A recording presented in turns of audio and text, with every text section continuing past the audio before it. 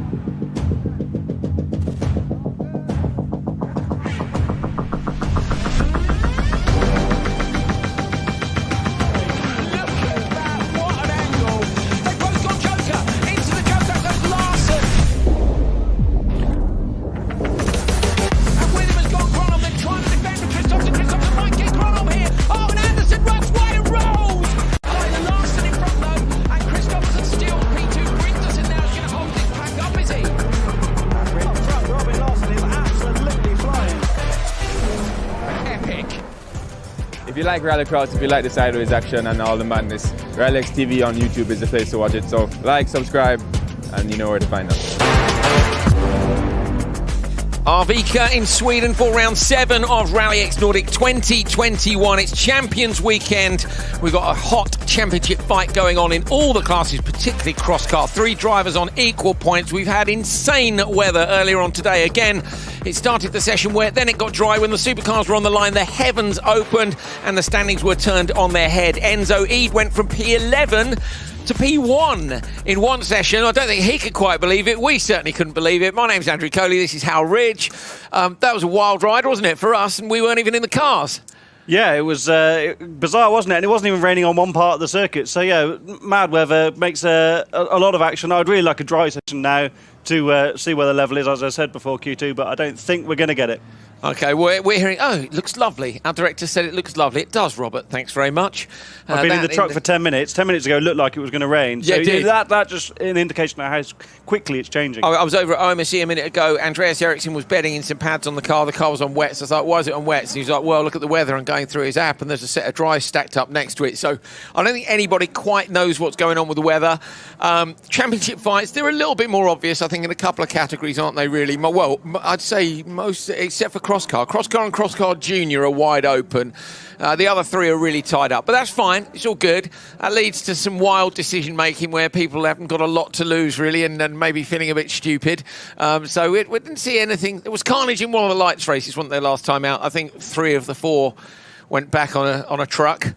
Yeah, people getting a bit more into the weekend and a bit more into each other's doors. Fighting a bit harder, and I think we're probably going to see a bit more of that now, especially with this big gap until Q4 tomorrow morning. OK, cool. Right, let's take a look back at some of the action from earlier on today.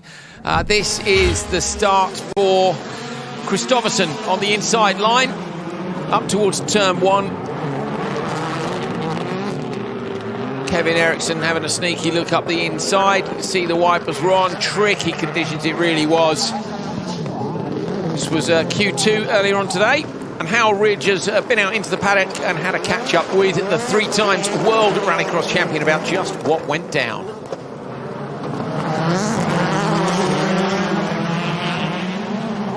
Some big pressure on him there in the first lap. Yeah, I think both of us after the contact exit of T1.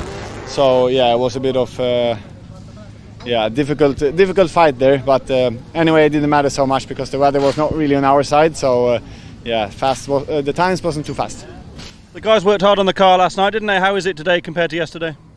Same amount of work. It's flat out in between the 6-hour-long breaks, so it is like it should be. And your hopes for this afternoon? Obviously, you were on the grid and it absolutely poured down with rain. It's bright sunshine now. The forecast says it's going to rain again. You're the local. A, what's it going to do? And B, what would you like it to do? First of all, I'd like to have the same conditions as the others when I'm racing. That would be nice to start with. And then from there on, if it's rain or dry, it doesn't really matter. I think now I'm out in the last heat, so track used to be slower and slower if it's raining and then stop raining and gets greasy. So if it's raining, I would like it to consistently rain throughout the session. If it's dry, yeah, then it's easy, it's dry. So Kristoffersson saying just about the changing weather conditions and changing grip levels here. Next to him on the grid was Kevin Eriksson. Kevin, of course, hasn't lined up competitively for 2 years. He's never actually raced the Honda before, according to his dad, Andreas. They're doing development work. Didn't quite go according to plan in Q2. Kevin, the guys are working on the Civic after Q2 ahead of Q3. Beautiful sunshine now. It absolutely wasn't beautiful sunshine at the start of your last race, though, was it? No, I mean, we were all standing here looking beforehand. It was, oh, rain, not. And then, of course, on the start line, it just starts to fall down like crazy. But it stopped quite quickly, I would say, after half a lap. So it was okay to race after that, but it was very slippery the first lap. Took a good decision to break in behind Johan, and he kind of went too quick, went wide. And I got, very nice and tidy up on the curb, used the curb to my advantage. Got a slight hit from Johan over the jump, which bent my rear toe arm, but the biggest problem I had was that I missed the brake pad.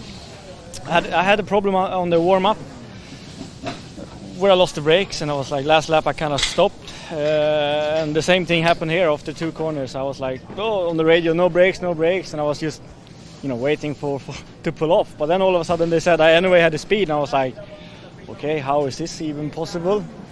But during the run, it goes, pedal goes more and more and more away, and absolutely no handbrake. So yeah, was kind of just trying to hang on, and into the Joker, I just tried to use the pendulum. I went too early, and I kind of had to back out of it. So in risk of destroying the car. So yeah, tough one, but looks promising anyway.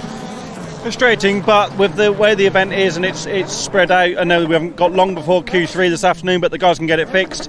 Ultimately, you're here for test and development. I know you want to do as well as possible, but good to find that not only in Q2 of this event, but also for the future as well. Yeah, for sure. I mean, it was a very late decision to come here as well. It is the test car we've been using, and I was prepping the car myself, so maybe I can just blame myself that I didn't shake the brake pads and the condition of them. So, it's on me, and yeah, but it's a shame. Anyway, the times were bad in the round, but it's always fun to win a heat, and that's the case. But anyway, I'm pretty sure it will start to rain plenty before Q3. So, and I've never driven this car in rain, so that's a brand new story. Well, I like the fact that Kevin at least blamed himself preparing his own car. His dad's out there, say, running in a set of brake pads. Now they lost the brake pad from the caliper. Bit of a nightmare. Now we can kind of understand the weird line down into the hairpin, but all good stuff. Looking forward to the session. It's not raining yet. Sun's still shining outside. We've got a guest here, Cabot Bigham. Good to see you. How's it going? Oh, it's going great. It's my first time experiencing Nordic Rallycross, so I'm pretty stoked. Dude, how much have you been enjoying it? Because obviously, like you did ARX, which I was announcing, and you've done Nitro, and that's all very top level factory team stuff. And now suddenly you're here. There's some pretty wild cars out in the paddock, aren't there? Oh yeah, no, some of the classes are actually hilarious. The open two-wheel drive, those guys have built absolutely anything they could have possibly dreamed of, and they're out there ripping it door to door. Yeah, it's brilliant, isn't it? My favorite car is the station wagon. Oh yeah, mate, we were chatting about. We'll get on to open two-wheel drive in a minute. We're going to start with Junior Crosscar. This one is Persson, Hallen and Nilsson.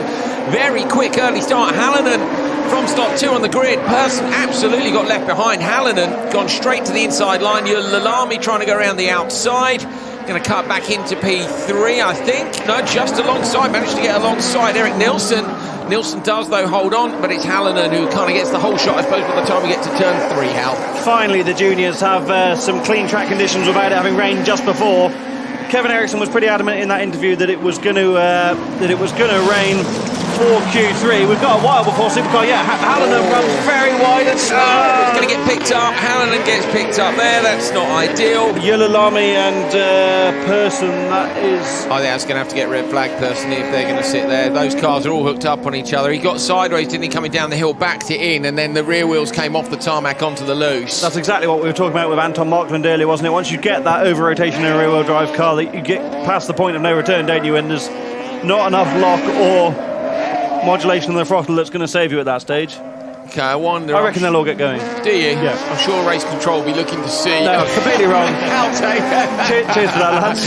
Commentators, because I reckon they'll all get. I'll tell you what, I reckon. Yulalami's up on the side crash bar of Hallinan. It's double wave yellows at the minute, so let's. They're not on the line. I said, well, that's a fair old decision from race control there. They're gonna carry on. It wasn't as big an impact as it looked. It was on the loose and spinning round, but still not ideal. But more than half of the cars in the race are in that instance, so at least you don't have to worry about too many cars passing it every time. Obviously, once the drivers have been past it once, they know where it is. So really, as long as they know the drivers are okay, which they should be, it was a very slow speed impact. Yeah. I think it's the right decision. Well, look, this seems like a good time to bring Cabot Bigham in, because there's not so much action going on in this one. Cabot, that's suboptimal. Oh yeah, look at that. I mean, that's, like you said, it's super slow impact, and I'm actually kind of amazed that they just kept it as a double yellow. I thought a red flag would for sure come out. I guess because they're offline. I'm going to say it is Nordic. We do tend to carry on sometimes when other series might stop, but I think they're safe enough where they are. All the kids have stayed in the cars, so I think it's good. Oh, were you amazed when you learned these guys can be as young as 11, guys and girls? I think I just learned that. Yeah, okay. Yeah. So there you go. Yeah. Are you amazed? I am amazed, yeah, exactly. It's great, isn't it? No, it is. I really like the idea of I imagine it's called the Crosscar, yeah, Junior Crosscar. Crosscar. Yeah, Crosscar Junior. Yeah, exactly that. Yeah. So being able to get into that before, let's say, a Lights car or even one of the open two-wheel drive, depending on where you want to go, it's a great feeder system. Really good. And so, I mean, Cabot, what's your background? Obviously, I know you from ARX and Nitro Rallycross. You're doing Nitro Rallycross again this year. We'll talk about your testing and stuff later on. How have you come up through the motorsport ranks? You're just a Rallycross man. Well, I originally started in shifter karts. That's when I got serious about my career and wanted to translate that into some sort of motorsport outside of go-karting. So I went from shifter karts to Formula 3. I raced Pro Mazda on a regional-based circuit over in the West Coast. Pro Mazda, that was one of the feeder series towards IndyCar, wasn't it, Pro Mazda? It was. So my intent was to run a privateer team and I won a championship doing so, and then I went to test with an IndyCar team for Road to Indy. But that was a little bit out of my price range there. So that's understandable. That's understandable. So you would have loved something like this back in the day, mate. Oh, okay, there must have been a point, I suppose, at which you decided to go from circuit racing to... Let's have a look at this and see. So it's Hallinan. I think it'll take us a little while to get there. It's Hallinan who is leading in the Edge buggy, and it is Edge, isn't it, Hal? Yeah, mega start from Hallinan, wasn't it? Yeah, really good. Seldom do you see a gap like that after the first corner. Nielsen was having a good fight for second, and then we're going to see the moment over the top of the hill. See how much more the junior cars move around now it's dry, and they're carrying that little bit more momentum up the hill here and then down into the braking zone. And I think he's just going to get... he's got the rotation. He's got too much rotation done on the way in, run too wide. That gravel on the outside's so loose, isn't it? And there's not, like I said, he's past the point of no return. Nothing he can do, nothing the guys behind can do either. It's just it wasn't even, we were talking about clumsy instance in the last session. It wasn't that. It was just unfortunate. Nothing any of those guys could do to avoid that. It's funny that this angle, it looks a harder impact than the other. The other angle, you see, it really was a lower speed impact. Oh, now we're here.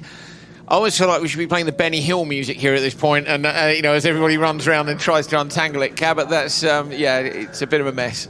Oh, for sure, a mess. Yeah, look at that. I mean, I'm actually, one of the cool parts about experiencing this is they have that front end loader that takes the cars up, and it looks like a massive forklift. Yeah, it's great, isn't it? It's wild. I love that the first time anyone comes to Scandinavia and sees Rallycross, that's one of the big highlights. It was for me the first time I came. They're just awesome machines, aren't they? It's just like we're just going to get this plate underneath here, going to scoop this bad boy up, and we'll dump what remains. The best thing is when they're going through the paddock and the car's above the top of the truck, so they can get around the corners. Yeah, exactly. Yeah, it's slightly freaky, isn't it? They could probably fit 2 or 3 of them on there. Yeah, we could just scoop them all up in one go, couldn't exactly. we?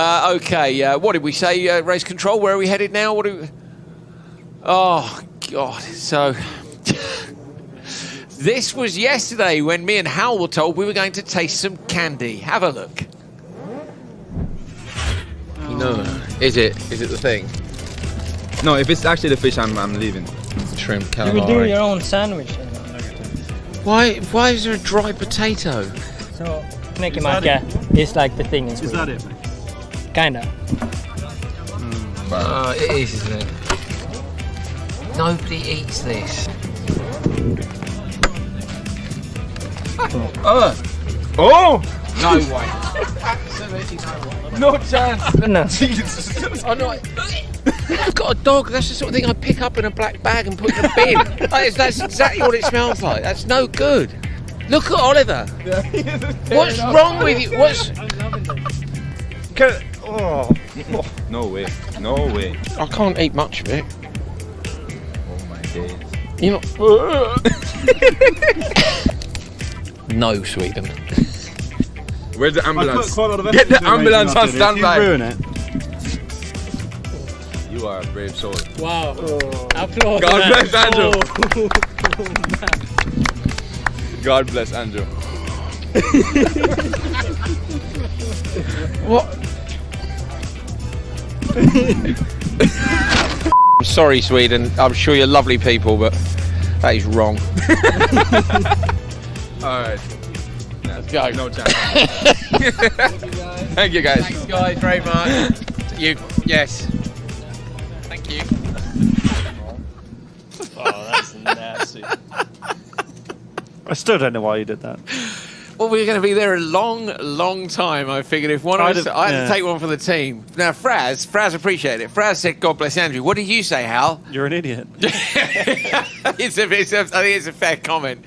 So yes, thank you very much, producer Calla, who I did threaten to give concrete Wellington boots in the harbour, but he managed to escape that last night and is still with us over there, and it actually is a pretty fun edit. I must admit, I wouldn't really recommend that ever, to be honest. Actually, didn't you have some, Robert, the director, who's talking to me in my ears? Okay, we've got some top 3 moments here. What on earth happened there? Have a look at this.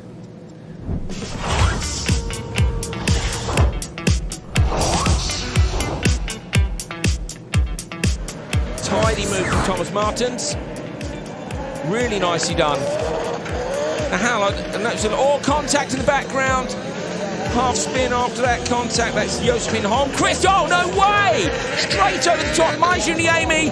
2 cars on top of each other. That's surely going to be red flagged. I'm not even sure how they're going to get out of that. Those guys will be perfectly okay, but that is the most interesting finish position to a crash I think I've ever seen. The other thing, Hal, is of course this isn't a standard 6-lap semi-final. This is a 4-lapper, so it's about whether he can get those 2, and that's not what he needed. Gets squeezed to the inside line. Right, Enzo, big deep breath, reset. Let's go. Okay, well that's one way of doing it. I don't know what's happened there, Hal. I think that it's probably a degree of frustration, isn't there? He's he got shoveled off a bit in the previous one. He's got squeezed into the wall there again.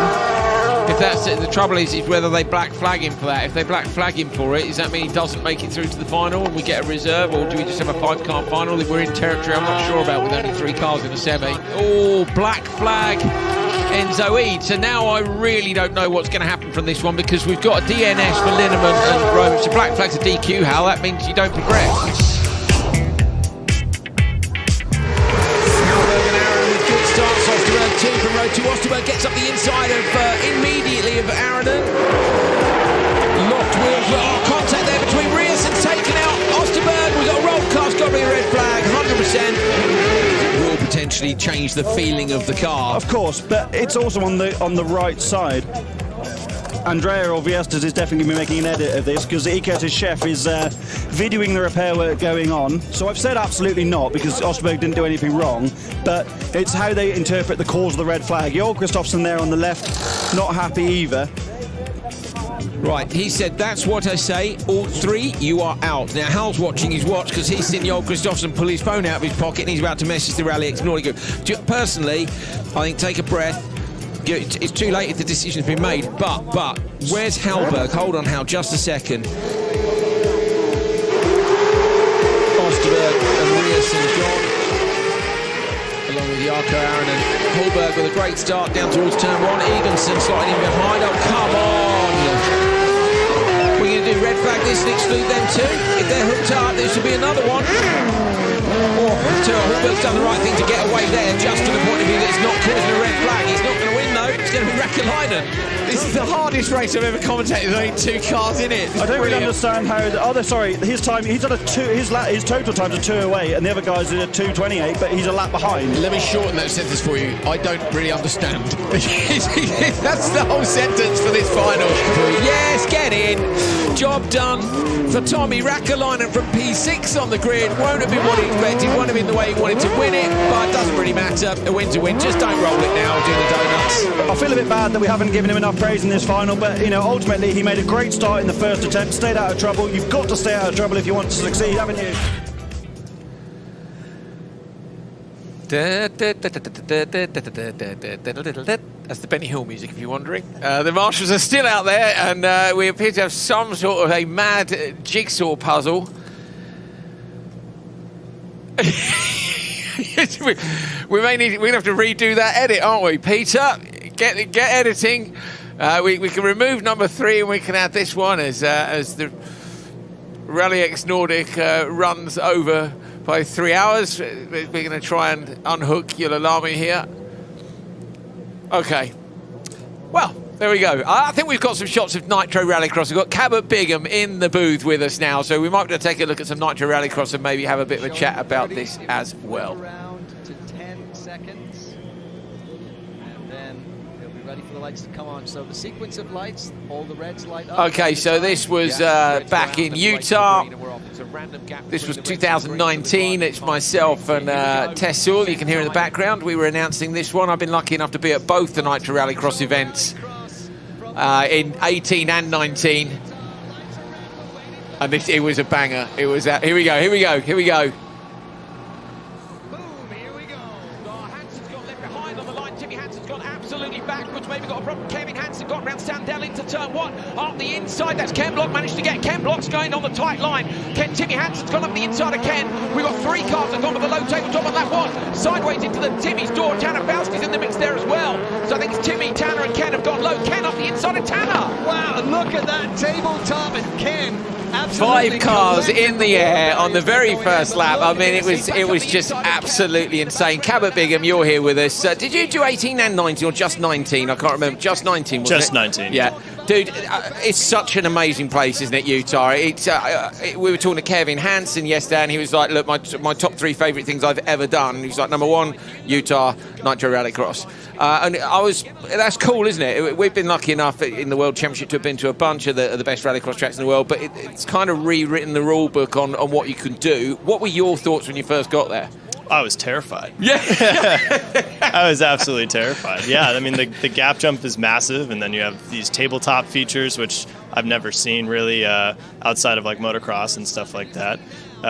And then double step-ups, all these crazy features, right, on a rallycross track of all things. So I was just nervous. I couldn't keep the car in one piece, but fortunately I had a great team behind me, and they taught me the way. I had Tanner as a teammate, and he's obviously done some crazy stunts in his career, right? So there's crazy stunts on every lap in Nitro Rallycross, isn't it? I mean, it's just, I remember walking in between the grandstands on the first time I arrived, you sort of going up the steps and looking at it, I was like, oh, there's a piece of the track missing. You're like, looking from one side to the other, and then you see the branding. Goes, it's not missing, is it? That's a gap jump, isn't it? It's a big boy. And then the tunnel and that shot on the first lap of 5 cars in the air is awesome. It's going to be a great show. Oh, for sure. You can't really beat the 3 layers, right? You have the gap jump, and then the tabletop, and then someone's running underneath, and the Joker, right? There's layers to the madness there. So.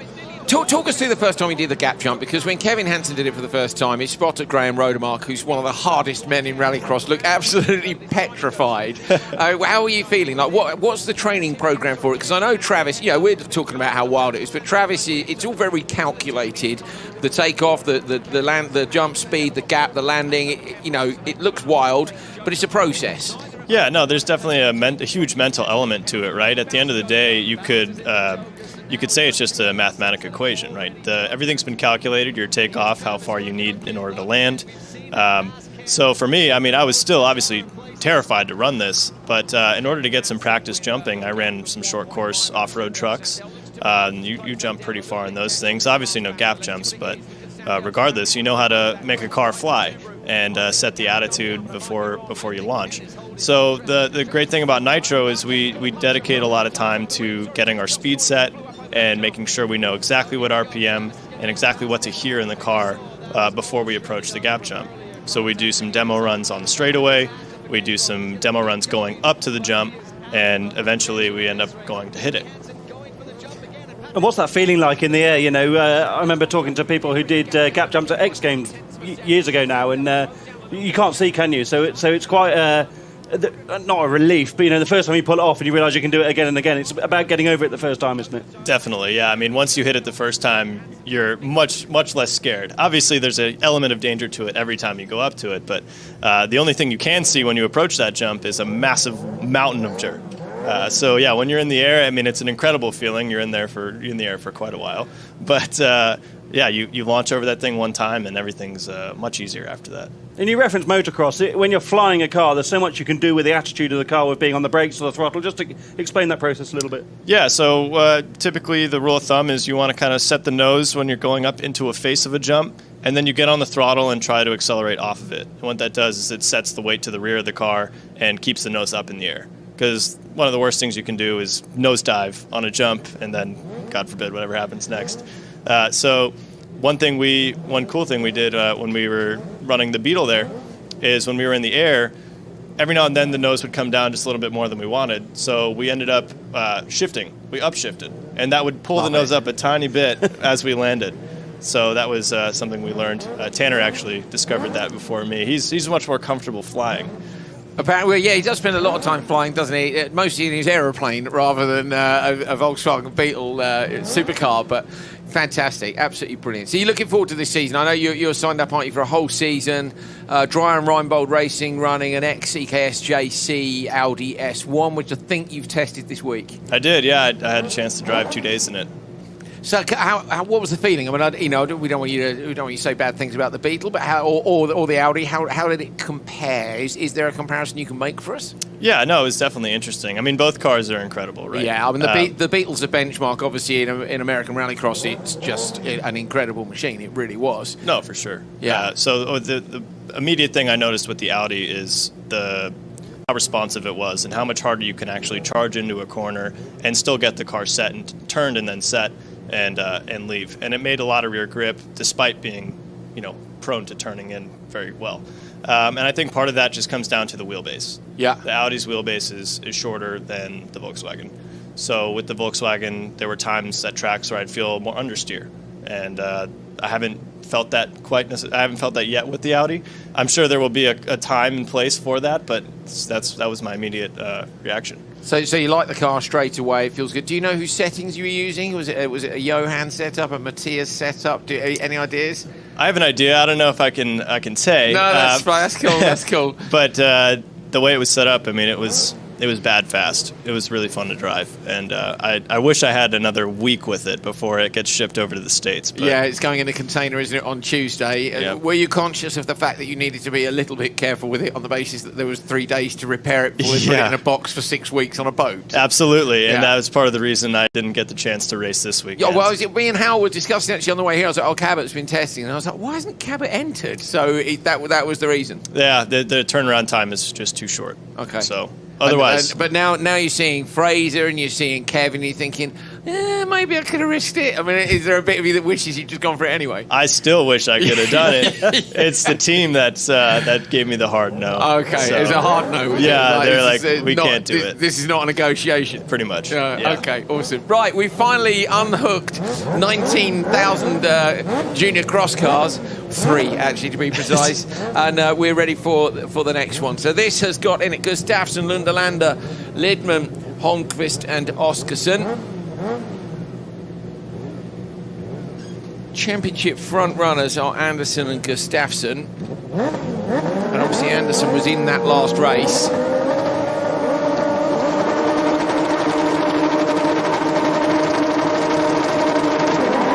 Tricky conditions for them last time out. Brilliant start on the inside line this time for Alex Gustafsson. Easy hole shot down towards the first corner. Hal, this is quite mad for them, really, because I think this is the first time in these, this weekend that they've actually gone into turn 1 in dry conditions. Yeah, and you can just see the difference, can't you? The amount of grip they've got compared to earlier today or even yesterday. You can just rely. You're relying on the grip, aren't you? They have to feel their way around the first corner before. Now they can pitch in. They know where the grip is, and local lad Alex Gustafsson will be hoping to. He had a difficult day yesterday, didn't he? So hoping to get his head down and set a fast time. Yeah, where was Alex? Alex yesterday had a 42 and a 38, which is, where's my little chart? That is a P3 and a P6 he had yesterday. P3 is not bad, but obviously it's only 10 cars and he really is used to being right up at the front. Gustafsson, champion last year, 2 wins last year, 1 at Hollius and 1 at Arvika. This year, 3 wins, 2 at Hollius and 1 at Oulu. In terms of the championship fight, there's 5 points in between them once you take drop scores into account. How was Anderson in the 3 cars that retired, or one of the finishers? I'm just trying to see from the previous race. I think Anderson finished second. No, he went out. He went out. So actually, he did go out. Yeah, sorry, it was Nilsson and Pearson that finished the last yeah. So it was Anderson that went in the back of that pack. Yeah, so not ideal. No. The only good thing for him is that with only 10 cars, obviously you can, it's not the end of the world. And also he was P2. So Anderson was P2, having 1 Q2. Q1, and then in Q2 he had a P5. So he's had a P1 and a P5, and that put him up in second place. So while this has definitely played into Gustafsson's hands, Gustafsson was a fair way down the order. I actually think what the net result of it's going to be is they're going to be very close together in qualifying, aren't they? They're both having a not perfect weekend. I suppose the key is whether or not they can drag themselves up the grids for the semi-finals, because if one of them goes out in the semis, doesn't make it through, which is conceivable, especially when you see what happened in that last race, they're going to want to get up that grid if they can. Yeah, grid position is really important, even if there are only 10 cars, like I said. So you do make the semis. Being towards the front of the semi-grid, the staggered grid makes a big difference to the start procedure. Gustafsson fastest at the moment at the end of the last lap, but Nilsson had jokered on lap 2. Did Alex joke? Then he did, sorry, I was just looking down at the time machine. He's now dropped behind Nilsson by 0.5. Half a second, you're right, Andrew. So, a big push on this last lap, and, he could easily still do it. So, Gustafsson, look, it is a big push as well, isn't it? Yeah, it's a bit, that was big cut maybe on the inside, wasn't it? That was a proper bit of ditch hooking. So, Gustafsson, with a big old ditch hook across the gravel trap, is on a mission. Let's see him as he comes down the hill. Watch this. On the brakes, just getting it turned in slightly. Beautifully done. Look at that, runs the front right, just around the edge of the curb. He's looking to capitalise on this now. He's going to know what happened through the long right-hander look with a bit of left steering on, which tells you he's doing it all on the gas. Now into the hairpin. Beautifully done. Can Gustafsson go to the top of the table? A little bit of bog down on the exit, and he goes P2. Nilsson wins the session. Gustafsson gets second place, but crucially, Anderson is shown as P10. So Gustafsson is going to get 45 points from this one. That was a mega last lap from Nilsson in the previous race, wasn't it? Yeah. Gustafsson was on it then, wasn't he? Just that last corner. It was only the last corner. I thought he was slightly... But he didn't lose a second there, did he? No, definitely not. Definitely not. And that's the thing, this is what we mean about the grid positions. OK, these two have been the standouts this year, if you like, but it doesn't mean that it's a done deal. If we get to the semi-finals and they're not up at the front, you get traffic and you can't pass, you can be in a world of pain. So it's close between them. 5 points between them at this point. And it's nice being able to see them push on the limit now, rather than... I enjoy mixed conditions because it mixes things up a bit. And, the supercar order is all over the place like every other class, but... Look at that. Oi! So there's not massive time loss there, is there? Just an indication as to how hard he was. I just love it. That's the line that should be taken. Hang on a minute. Yeah, that's a little dance there for the epicness of the maximum attack. Oh, there's a dog. I'm in. Got dogs. Got people dancing. I imagine there's a hot dog somewhere out there. We're going to have a beer tonight. It's happy days, really, Hal. Hal's wholly unimpressed. No, I am impressed. Oh, yeah. Always, yeah, it's Rallycross. Alex Gustafsson, 324.4, P2 in the session. I was just wrapping up for the results. It's fine, mate. It's all good. It's all good. Long sessions, aren't they? Let's have a look at the standings in open two-wheel drive as we go into Q3. Emil Oman leads from Simon Tiger. Simon Tiger wasn't... we spoke to Simon this morning, at length actually, about the weather, and he said that he doesn't like driving in the wet, but that his family would be watching at home, which was cool. And then his dad beat him. So Frederick Tiger, in the second race, when we said to Simon, do you think that's a quick enough time? I was like, yeah, I don't think I'll get beaten. And you can see Frederick Tiger in the 1-2-3 car in P4 managed to beat Simon's time. So...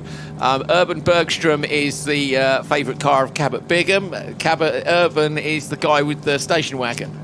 Yeah, that thing rips. Yeah. We need. Should we like campaign for Nitro to have like an entry-level station wagon class? Absolutely, that would go absolutely viral. I think it would for too. Sure. I think it would too. I really want to see a what's the car that they have in National Lampoon's Vacation? With the it's got wood panels. The Woody, the station wagon? Yeah. Oh, yeah. Can we? Are there enough of those about anymore? You get splinters everywhere. Yeah. Would be carnage. It's got a puncture. He's driven over a piece of wood. Okay, so we've got Tiger, Christensen and Persson. I'm not sure I've ever seen father and son side by side on the grid heading into turn one. Frederick has been beaten down to the first corner anyway by Simon Tiger, so Simon gets the whole shot. Coming around the outside is Stefan Christensen in the Mark III Escort, tucks in behind. Frederick Tiger goes into P3, and that is exactly what Simon Tiger will have wanted. So this year, I'm trying to think how many times he's managed to get TQ. It's a lot. Simon's had TQ 1, 2, 3, 4 times. He was beaten to the TQ by Matthias Janssen in Hollius. Was that when it rained, Hal? I think it was, yeah. And he said this morning, didn't he? I suppose he did say I don't like rain, didn't he? He was pretty honest, wasn't he? That's all he said, yeah. Yeah. I don't like rain, fair enough. At least he's honest about it, isn't there? Was no messing about. Funny, since since earlier in the season he wasn't able to get the start sorted because they hadn't had any dry weather at home to do the start testing. You have seen a father and son start side by side before, anyway. Where? He was in the World Championship, but I'll let you think about that. Father and son side by side in the World Championship. He was in Turkey. Fine. It was a long time ago. It was 2014, isn't it, Turkey? Go there once or twice? Twice. Father and son. I'm going to have to think for a long time, Hal. You best go on. Frederick Tiger getting up the inside of while I have a think. Person. That was a really tidy move from a very, very experienced Supernational Rallycross driver. Person runs wide on the way into the Joker. Gets it turned in though. The Golf looks very short on the wheelbase, doesn't it? You know, compared to the Porsche and the M3. I can't remember how. Who was it? Well, we've got a while. You can. I just have to start giggling results. Oh, Christopher, yeah, and then get us on the gas. That is my favourite place to stand at this circuit. That camera's on a little tower just above the Armco, but you can stand right behind the Armco, and they are very, very close. I don't think there's anywhere you can stand in the World Rallycross that is. Where's your favourite place to stand, actually, Hal?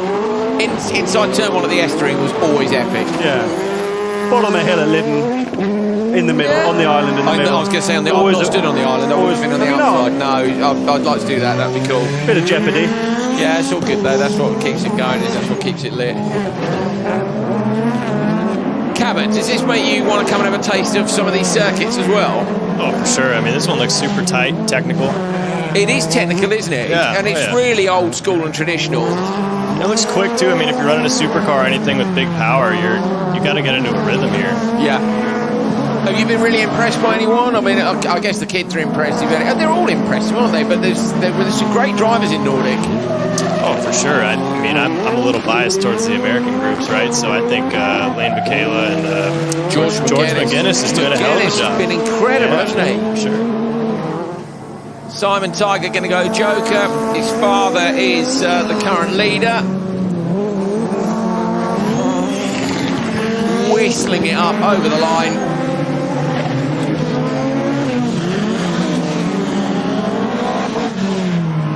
The variety of engine noise in open two-wheel drive is just really very cool indeed. I love that car. Everybody wants to have a go in that car. Do you fancy going Simon Tiger's car? Oh man, with the E30 M3? Yeah, that's definitely Pete. That's my second choice right there. Yeah. What's the first choice? The station wagon? I need to rip the station wagon for sure. Yeah. I love it.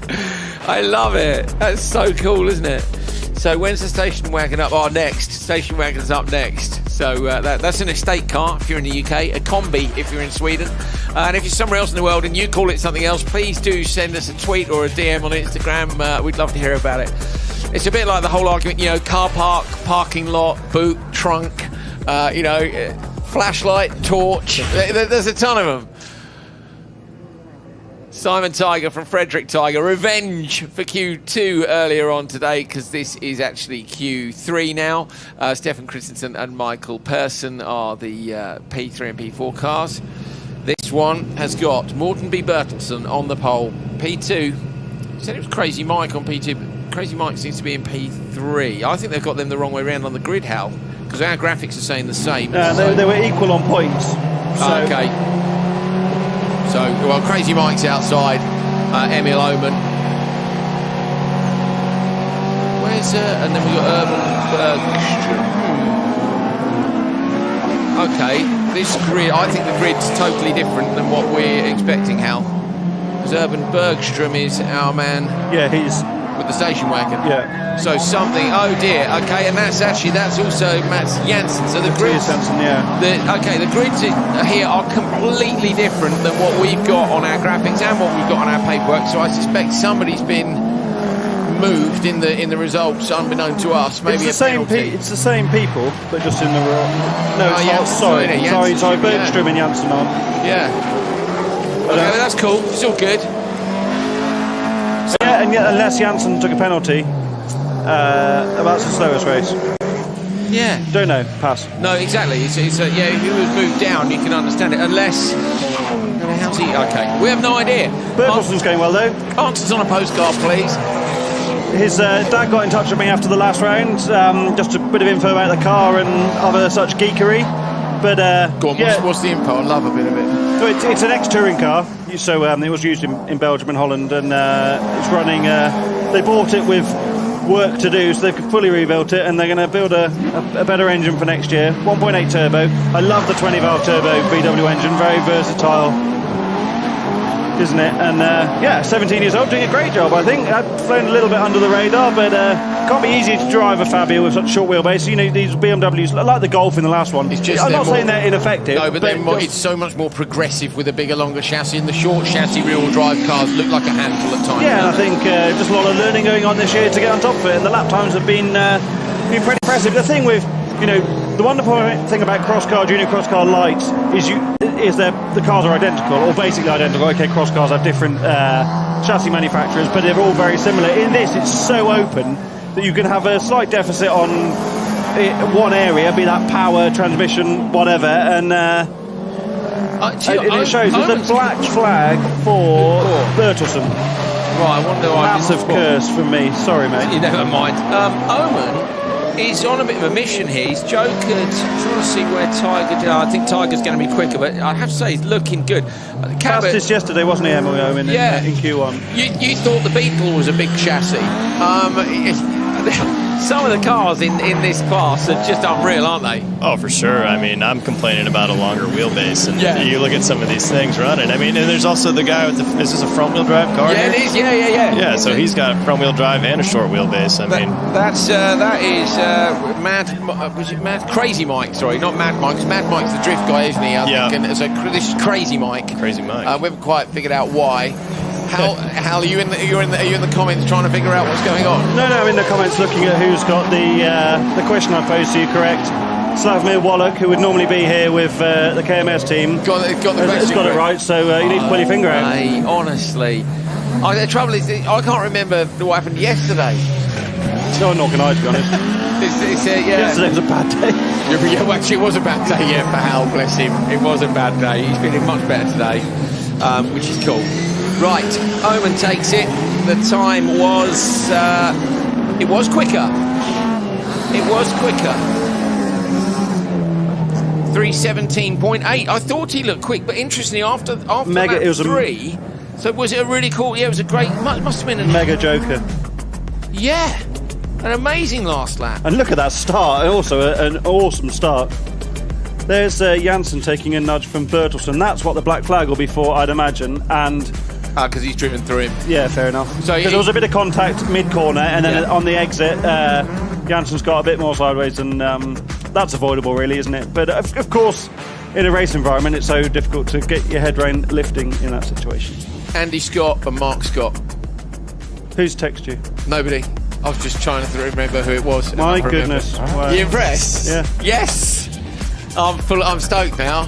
I was just trying to think, and then I was thinking who was there, and then I thought I bet it's in the support category. I was like, no, it's only the RX2 was with us on the 1 year, and Tom Cole won the prize drive and got the podium. And when did he finish? Tom. Where did he finish? Third. Yeah. You impressed with that? Yeah, I am, yeah. Sorry, being Hannah just fist pumping in the commentary box because I've remembered stuff. It's a good job I have to remember it quickly, isn't it? It only took me 3 minutes 17.821 to remember that. There we are. There we are. Right. Oh yeah, we're trying to. Let's see. Race control. Can you let us know what was going on in that last race? Because say we've seen Matthias Janssen move from race 4 to race 2. If you can let us know, that'd be great. Because we really weren't sure. Okay, I'm not sure what's going on with this one either. To be honest, this grid is completely wrong. Your grid is right on the screen, we think.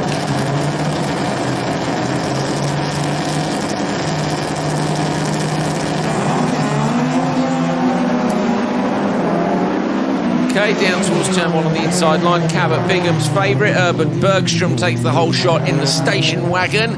And then look at that, just fully lit on the exit, jumping it, and then into the right-hander. Cabot, this is your #1 car in the paddock. Oh yeah, by far. This thing absolutely hauls. It hauls. Oh yeah. This is why I'm gonna have to increase my vocabulary, because hauls is a great word. It is hauling, isn't it? It's just so unlikely, is it? So we did have, I don't know if you're familiar with, look at that. Dude, just getting after it. Being terribly English about it, if you put a tow bar on the back of it, it could haul all sorts of things. A caravan. I'll tell you what though, when he's sending it, but I would argue this is not a Christopherson style in terms of you're losing time by going too sideways. He's also laying down the longest black marks on the exit. You see them from the exit of the last corner. That's not a thing in Supernational though, is it? What? Being too tidy? No, exactly. And I'm enjoying it, but you can see that behind he's being chased down fairly effectively. Yeah, so British touring cars, Cabot. We had Volvo turned up to their press day one year and bought, was it the 840, Hal, the estate car? 850, sorry, yeah, estate car. And everyone was like, what is this? And it was a station wagon estate car. And it was great, wasn't it? A little heavy at times, obviously. It wasn't as successful as the saloon version, but it was, as a marketing exercise, it was great. I mean, a couple of teams have done it subsequently, haven't they? Honda did it with the Civic, and Subaru did it with the Labourg. Ash shot him on his championship in the state Labourg, didn't he? So, I mean, ultimately, it's just a bit of steel over the back. It affects the aero a little bit, and there's a tiny bit more weight. But I'm going to say there's so much room in the back of that. I'll take you to see it later. There's so much room in the back. They've got the radiator lying flat to take air. I guess it takes a bit of air from underneath. But you know how excited we got when Ekstrom turned up with the Audis and they had the ducts in the roof and in the side. Well, these guys, I mean, look at them. You can see the ducts on the roof there. There's so much potential for homebrewed development. Not homebrewed, these cars are professionally built, but you know. But home solutions or own solutions to stuff, because the regulations are fairly open. I absolutely love this category. Urban Bergstrom coming through the last corner, going to try and out-drag it to the line, goes around the outside line, so close, but surely he's got that, unless the transponders are looking dodgy. They're going on the final lap now anyway, so he's got a lap to go. So he does hold on. I thought it might be finish line. We've had some close finishes here, haven't we? And I must do like that about this last corner joker. This could be on for a fastest time, you know. He's only 2 seconds behind, less than 2 seconds, 1.5 seconds behind Tiger was at this point. And he's just done it. And Tiger didn't joke until the last lap. Right, here we go then. Oh, that's parked at the top of the hill, that's done. So, Cabot, the station wagon could be on for a fastest time. What are your American thoughts about that? I'm all about it, man. I love this station wagon. Yeah. It's brilliant. You should go and have a word with the dude and see if you can have a crack on Monday. When are you heading for home? I'm headed out Monday. In the morning or? 12:55. I leave the track Sunday and roll back to the airport. Yeah, same for me. Arlanda? The capital. Yes, absolutely, yeah. And then I'll race you. Yeah? No, that would be terrible. You will have seen on your way here, I'm sure there are a number of speed cameras, aren't there, in Sweden? Oh, yeah. We came across the first one a little too fast, actually. Did you? Interesting. I wonder if they'll post that all the way to the US of A for you. Awesome stuff. Missed the fastest time by 9 tenths. Oh, Hal, that's a bit gutting, isn't it? We would have liked that, wouldn't we? Is that turn one for me? In fact, his first lap and a half were epic. Like, it was almost like if he hadn't been so sideways on lap one, I think potentially he could have gone quicker. But the end of lap one was just full send. Good photos, as you would say. Yeah. Very Lada race reminiscent. Yeah, brilliant. I love the drone shots they're getting out here, too. I mean, this first-person view is crazy. It's absolutely brilliant. That's a guy called Vigo Koch, who is Hal. He's been blowing our mind, hasn't he, for 2 years now. It's just extraordinary. The imagery is extraordinary, isn't it? And what fascinates us from I mean, he's an amazing pilot, world champion pilot. But what staggered us at Julius last year for the Magic Weekend when we first saw it was you just see the car and the dynamics of a car in such a different way that you're so unused to. It's something you're really familiar with, but you're seeing it in a totally different perspective. Yeah, 100%. Yeah, and actually, from a driving perspective, it's nice too because you can see exactly where you are online and how close they're getting you on certain parts of the track. I mean, it's whether you're running wide. So a couple of times last year where we really weren't sure about whose fault something was, and we looked at it from every camera angle we had on the track. and you was like, nah, it's definitely his fault, definitely. And they're like, oh, they're going to roll you the drone. So like, I said, look at the drone footage. Look at the drone footage. Oh, it's totally not his fault. It's definitely the other guy's fault. He got into him big time and span him round. So it's a brilliant piece of kit. It is, yeah. No, I hope that what is it? The guys doing the penalties in Nitro will have access to something like that. Yeah, you know what I mean? Yeah, because you can just see. Yeah, and he is amazing. Like last year, we had cars rolling, catching fire, and he'll be flying, chasing the pack. A car goes round, and he immediately spins the drone round and keeps the first person view on what you're chasing after. There he is. Is that Vigo or is that his other pilot? It is Vigo. Yeah, He's with the headset on. He's amazing at what he does. He's also amazing at getting the action because obviously our friend Tom Banks, who photographs the WRC and World Rallycross Championship, was always begrudges being in the wrong place at the wrong time when there's a big incident because you never get it. Vigo gets it every time. Nice thing about a drone, isn't it? You know, I know, but you've still got to be aware, like, you know, when there's a spin or a crash, you've still got to be aware to turn around and still be filming. Totally. I guess the advantage is Tom has to choose one corner, whereas Vigo gets to shoot them all, doesn't he? So, like, if Tom basically, Banksy, what you need is a big drone, and you just sit on it and fly out taking photos. I have a feeling that's extremely dangerous. Probably not possible. I doubt they'd let you do it. You need a big drone to sit on it, though. Here he is. Come Isn't that called a helicopter? Do something cool, Vigo. Can he hear us? Vigo, can you hear us? Yes. Yay. Do something cool with the drone. We're watching you now. Do something cool. Here we go. He's plugging stuff in. Don't crash it just because we're watching you now. He's heard us giving him the big ups. Thumbs up. Here we go. We probably won't catch it because of how quickly the drone flies. I don't know how wide a shot you've got here, Vigo. It's gonna need to. Here we go. Yeah, I love hearing. You can just hear it all the time, can't you? There we go. It's a big look. A loop. The loop. Oh my god! Imagine if you got the cameraman. He's trying to follow it. Anders is up. Can you get a thumbs up from Anders at the top of the tower? Where's Vigo? Vigo, go round Anders for us. There we go. We can't take Vigo shots live. I think we have to get the card in. So we're going to have a look at Anders in a minute. But there we are. There's Vigo's drone. It's mostly battery and GoPro, as you can see on the top. I tried to catch it in Oulu for the opening to our show, and we decided that was extraordinarily unsafe. So actually, we just flew it down the road. But Vigo was crashing it. Well, not crashing it, skid landing it at my feet at the gate in Oulu. And I mean, he really is. He's a clever lad. He could easily go underneath those archways there, but we won't get him to do that with the marshals underneath. He's probably just done it. You can hear it whizzing off. Amazing. Right, this one then. Right, let's have another little adjusted grid. So this is Marcus Norman. We can see now what's happened. A few people have been bumped. It's Marcus Norman. I think it's a withdrawal. That's Westman, not the second. Yeah, and then Oman Thomas Oman. So I don't know. And he was earlier, wasn't he? So Marcus Norman, Linus Westman and Thomas Oman, and I say our apologies for confusion on the grids. It's literally been changed when they've been in the pre-grid, meaning we don't have the paperwork. So, the rotary engine wasn't going to get the job done there and has had to back out. So that was too much RPM, or just didn't quite get it right. And there's going to be a battle between Westman and Thomas Oman, from the looks of things. Thomas Oman in the red, Westman in the black, and Marcus Norman with some work to do with the rotary engine Mazda. How was a tardy start for the Mazda? That's unusual. It was, yeah. It was very surprising. Westman, where he needs to be, though, as we discussed yesterday, on a mission to win in his only start of the season in a borrowed BMW. Did have a difficult Q2. I think I've worked out, Andrew, what happened. I think Matthias Janssen was excluded from Q2, and I can only guess that he's been appealed that and reinstated it. Which moved him up to race 2. Yes, Hal.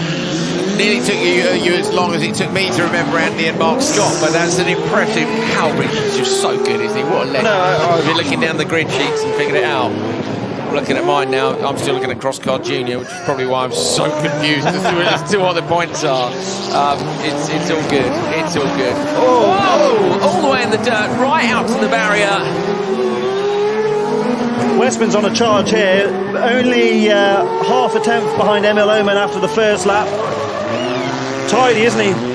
Finished on the podium here in Supercar last year in his Fiesta. Can't afford to run it this year. A lot of problems with sponsors for everyone in the motorsport world, with the COVID pandemic affecting what budgets are available for things. So he's here for a one-event fun weekend to try and succeed while the Supercar sits at home ready for next year. How is it? He's gone quicker than Bergstrom after lap 2 by 6 tenths actually. So yeah, Western on a big charge. I think something must be wrong from RallyX Nordic because he has jokers, but has had a few reliability problems across the course of the year, hasn't it? Yeah. What do you think about the rotary engines, Cabot? That's the best sounding engine here, for sure. Yeah, it screams. In an ideal world, you'd have the rotary engine in the station wagon. I was just going to say that. Okay. Yeah. I think we have our one make series, which we're going to be starting then. So station wagons with rotary engines. I think. What do you think, Al? I think Joel Kristoffersen's heavily invested in Rallycross there with Emil Oman spotting for Thomas. So do you think Joel ever gets out of the spotter tower? Because I think every time we've gone there today with the camera, he's there. He's spotting Junior. He might be one of the busiest people I know. Yeah. How many classes are you running cars in? Junior? Three here. They haven't got any lights. They haven't got any lights here. So what? Junior, senior, and Supercar. But obviously he's a big family friend of the Omans, and you know. Helping out there. I love that. He was also one of the first to help out, wasn't he, last year with the big crash with Linus Osland. Yeah. He went up and helped the guys at OMSC from a rival team, went to help them fix the lights car up in the final round of RallyX Nordic last year. It was brilliant. Yoel's such a good guy. Was Joel at the test with you? Yeah. Oh, yeah. Yeah. So, how did you get on? Oh, great. I love him. Yeah, he's got a great attitude. Yeah. He's such a hard worker, almost in the wall on the exit with the joker, but it is Westman that takes it. So, yeah, Cabot, I mean, talk us, we're coming towards the end of Open 2-wheel drive. Sorry, Andrew, just to conclude that quickly, missed out on the fastest time by a 10th from MLM. Oh, he was close, wasn't he? So Simon Tiger gets lost a little bit, ran a little bit wide in the latter part of the joker, didn't he? But a good run. He loved it, though. Out the window. Well, that gets him back where he needs to be, you know, with the quick guys at the front. So, yeah, Joel was a good influence. Absolutely, yeah. I learned a lot from him. And I went and looked at the Audis right now, what they're running, and their whole operation is very professional, super clean. So, and is that, I mean, I guess you're obviously working pretty closely with Dreyer and Reinbold. Like, have you discussed with them of stuff like processes? Are there things you're going to take? They're a pro team. I'm not saying they're not, but are there things you can take away from here and go, look, I think we can consider this? Yeah, absolutely. I think it would be in our best interest to pick his brain. I mean, he has so much experience with the cards. Why not, go straight to the source? Yeah, awesome. Results of that one then, Linus, Westman, Thomas, Oman, 317.995 for Linus, which, as Hal says, gets him up, I think, to P2 it was. We're going to head on to Crosscar. Let's have a look at the standings going into this one. At the moment then, Crosscar, reminder, the championship is between Hallberg, Osterberg and Rierson, who are all on 117 points. At the minute, Hallberg in the TQ spot with 2 session wins. Osterberg, P2, and Rierson is down in P7. So Rierson had a clutch issue, didn't he, in the last one, Hal, when he was leading his race, and we thought he was going to drag himself up from P7. Doesn't want to lose championship points to those two at the front. At the minute, Osterberg and Hallberg, who are on P1, and is Osterberg's in P5 in this, so not so good in the last session. They're on opposite sides of the grid. So the black speed car on the right-hand side, and the white, black and orange edge machine on the inside. Hallberg versus Osterberg for the championship. You can't count out the drivers in the middle. Treutward, Svard and Eganson. Osterberg with a great start on the outside line, going to try and move across. I'm not going to get across the car in the middle of the grid. It was Svard who had just enough room to make it tricky for Osterberg. Osterberg trying to go the long way around. Hallberg gets the whole shot. Osterberg going to have to start into P3. Needs to keep the door shut on the inside. He can do that. Look how early Osterberg rotates that car. Every time he backs it in, I love watching these things. Yeah, he is brilliant, isn't he? But I have to say, Hallberg executed the first corner perfectly. Started getting the rotations on early. Osterberg was alongside Hal. Go on. Yeah, Hallberg started to get the rotation done early into the first corner, then just covered the line perfectly and got back to the apex. Osterberg's on a big push. Spark's having a great weekend compared to what we've seen so far this year. Osterberg, I thought was going to go joker then, and he does. That's a last-minute change. That's not a good move to change at the last minute like that. He should have just stuck to the lap. When he went up to the top of the hill, I thought he was so close to him. I expected him to look to the inside, and he actually went to the outside line and was pretty much alongside in that braking zone, but I'm not sure about the decision to joker like that late. I think there's half a second in that. Difficult when you're coming over that crest. Obviously, it's very easy for me to say from here, but going to the left, there isn't really anywhere to go because all the guy on the inside's got to do is run a little bit deep, and you've got it covered off. It's almost that thing of surprise, isn't it, where the guy's going, whoa, what's he doing over there, the local guy, and can he then get the undercut on the exit of the next right-hander? Hallberg out front. If he could win 3 sessions in a row, we asked him, we had an interview with him just before, at the end of the session. And we said, how's it going? What do you think about the championship fight? How are you feeling? He goes, well, it's a lot of fun. This Supercar championship fight, it is a lot of fun.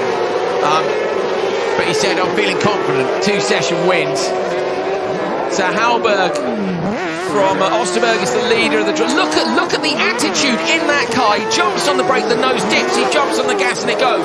Svard, Osterberg is chasing him down. The gap between Hallberg and Osterberg was 3.5. Oh, someone's dropped. Sorry, Andrew. Someone's dropped it. I think it's Svard after the second jump. Yeah, that's Osterberg there. So that's actually good for Jimmy Osterberg. Not only in race position, but also not to have that distraction ahead of him. Hallberg, though, is looking untouchable at the minute. He's got another lap to go. And look at that again. All the road, and it actually picks up a rear wheel. And then away, right, Osterberg, the gap was 3.5. What is it as they come back over the start-finish line this time round? It's still 3.5. Hallberg's hanging on. He is, yeah, and I think 3.5 is enough, isn't it, from what we've seen so far? With that, the Joker Delta almost doesn't really work, does it, because of the extra momentum you carry, just like in Barcelona, but he is on a massive push, isn't he? Jumped across at Cabot, who's just, as he picks the in Cabot, you just smile. Oh, Hallberg's gone slow up the hill. Osterberg going to go up the inside line, gets on the brakes. Why is he on the brakes? Oh, he nearly gets collected. What's Osterberg doing? I think Osterberg must have thought the race was over, maybe, and he missed the end of the race. He backed off behind Hallberg. Eganson now is all over the back of Osterberg. Osterberg nearly got collected by Eganson. So Osterberg's going to take it, and Hallberg, who we've properly given the commentators curse to, has dropped back down the order. Here comes Osterberg through the last corner. That's not the ultimate time because there were a lot of mistakes in that run. The last-minute joker is on the... That must be Hallberg's spotter, I think. No, Osterberg. Osterberg, sorry, yeah, Power RX it is. So where is Hallberg? Has Hallberg made the finish? No. Where's Hallberg? There. There's Hallberg. Whereabouts on the track is that? I think that's down the bottom of the hill after Eklund Corner, isn't it? Oh, he gutted. That's 1 lap away. Do you know what, though? This could be perfect for Rierson if he can get a good run in the next race. Because Osterberg's not had a good run. My only thought here, if that, let's say that's engine or something. If that happened tomorrow on the first lap, he'd have had a nightmare trying to get everything sorted in time for the semi-finals and the final. For it to happen tonight, they've got all night now to sort that car. Yeah, and he's they had carry 2 lots session of spares. wins. I'm sure they will. It's not the end of the world. No, not at all. This is what I was talking about in the first corner. Look, gets that rotation done early, then covers the apex on the first apex and the second apex. That was perfect. Osterberg trying to go around the outside, nowhere to go around the outside of Svard. Look at the jump from the drone. The jump looked mega. Cabot, we were just about to come to you when Hallberg came to a halt. What I was going to say to you about, I looked across at you and I was waving my arms about like a muppet, and you just smiled at the same time because the inputs Hallberg was making into that car were insane, weren't they? Oh yeah, we've been actually, Corey and I have been watching him on the hill all weekend, and he is constantly holding a slide in every corner we're watching from. It's brilliant, and when you see the nose of the car dive and then you see the steering input and then it rises again when they go back on the gas, it's kind of like a 101 in car control. I was saying earlier, if you want to learn how a car's built, you can look at the outside of a cross car and go, there's the dampers, there's the drive shafts, but actually if you watch somebody driving it, you can see when I talk about, or you talk about weight transfer and look at it, you see it. Oh, look at it, look here. Yeah, he's got to unload, the nose raises up there, he lets it set, and he's back on the power, full throttle. It's just so good, isn't it? And then unfortunately, you say he had that problem immediately afterwards, which Hal Ridge spot. Look, Svard spun first. That was a first spin, so he spun in the first corner. There must be something going on there, isn't there? I think we're about to see Hallberg slowing. Over the crest. Does it happen over the crest? Yeah, it's a heavy landing, isn't it? Yes, it's over the crest. Something goes wrong.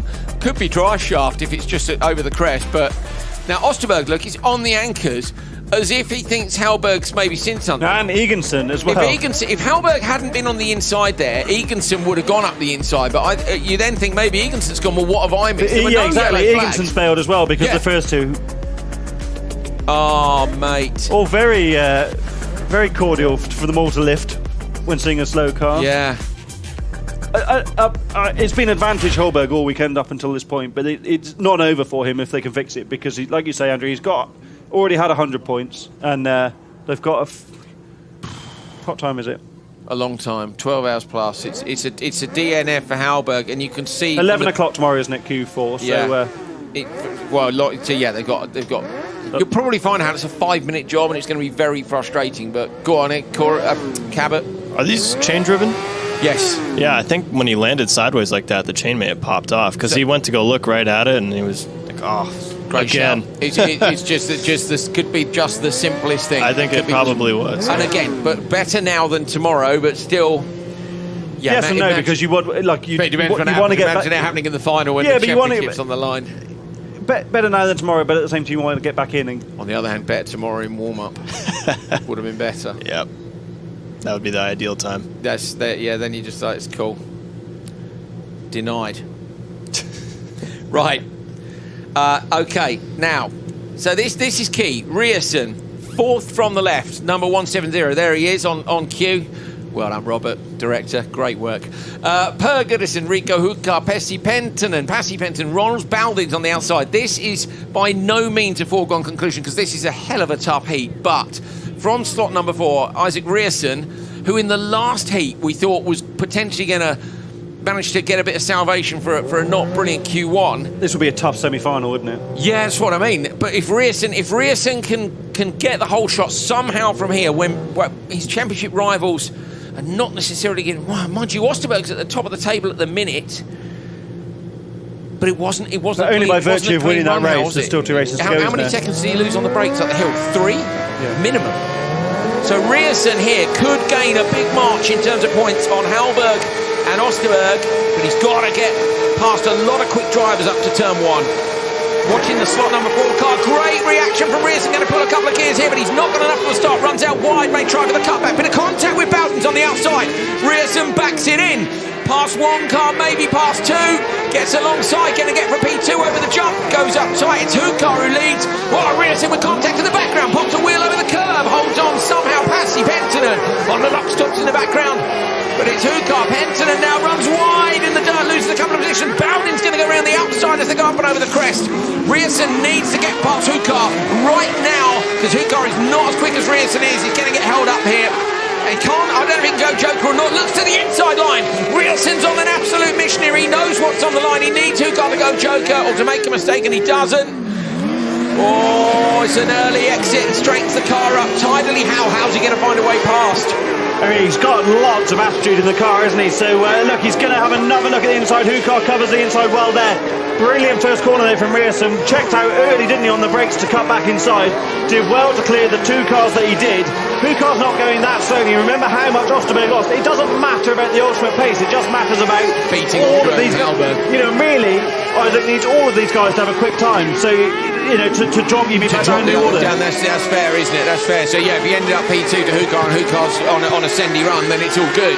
So he's not slow, but you just get the impression. Well, look at the results. Rierson is right up there, isn't he? Hukka's going to joke on this lap. You could tell early on this is going to work out pretty well for Isaac Rierson because behind, I think it was Goodison that's jokered too. There's Hukka and Goodison in the background.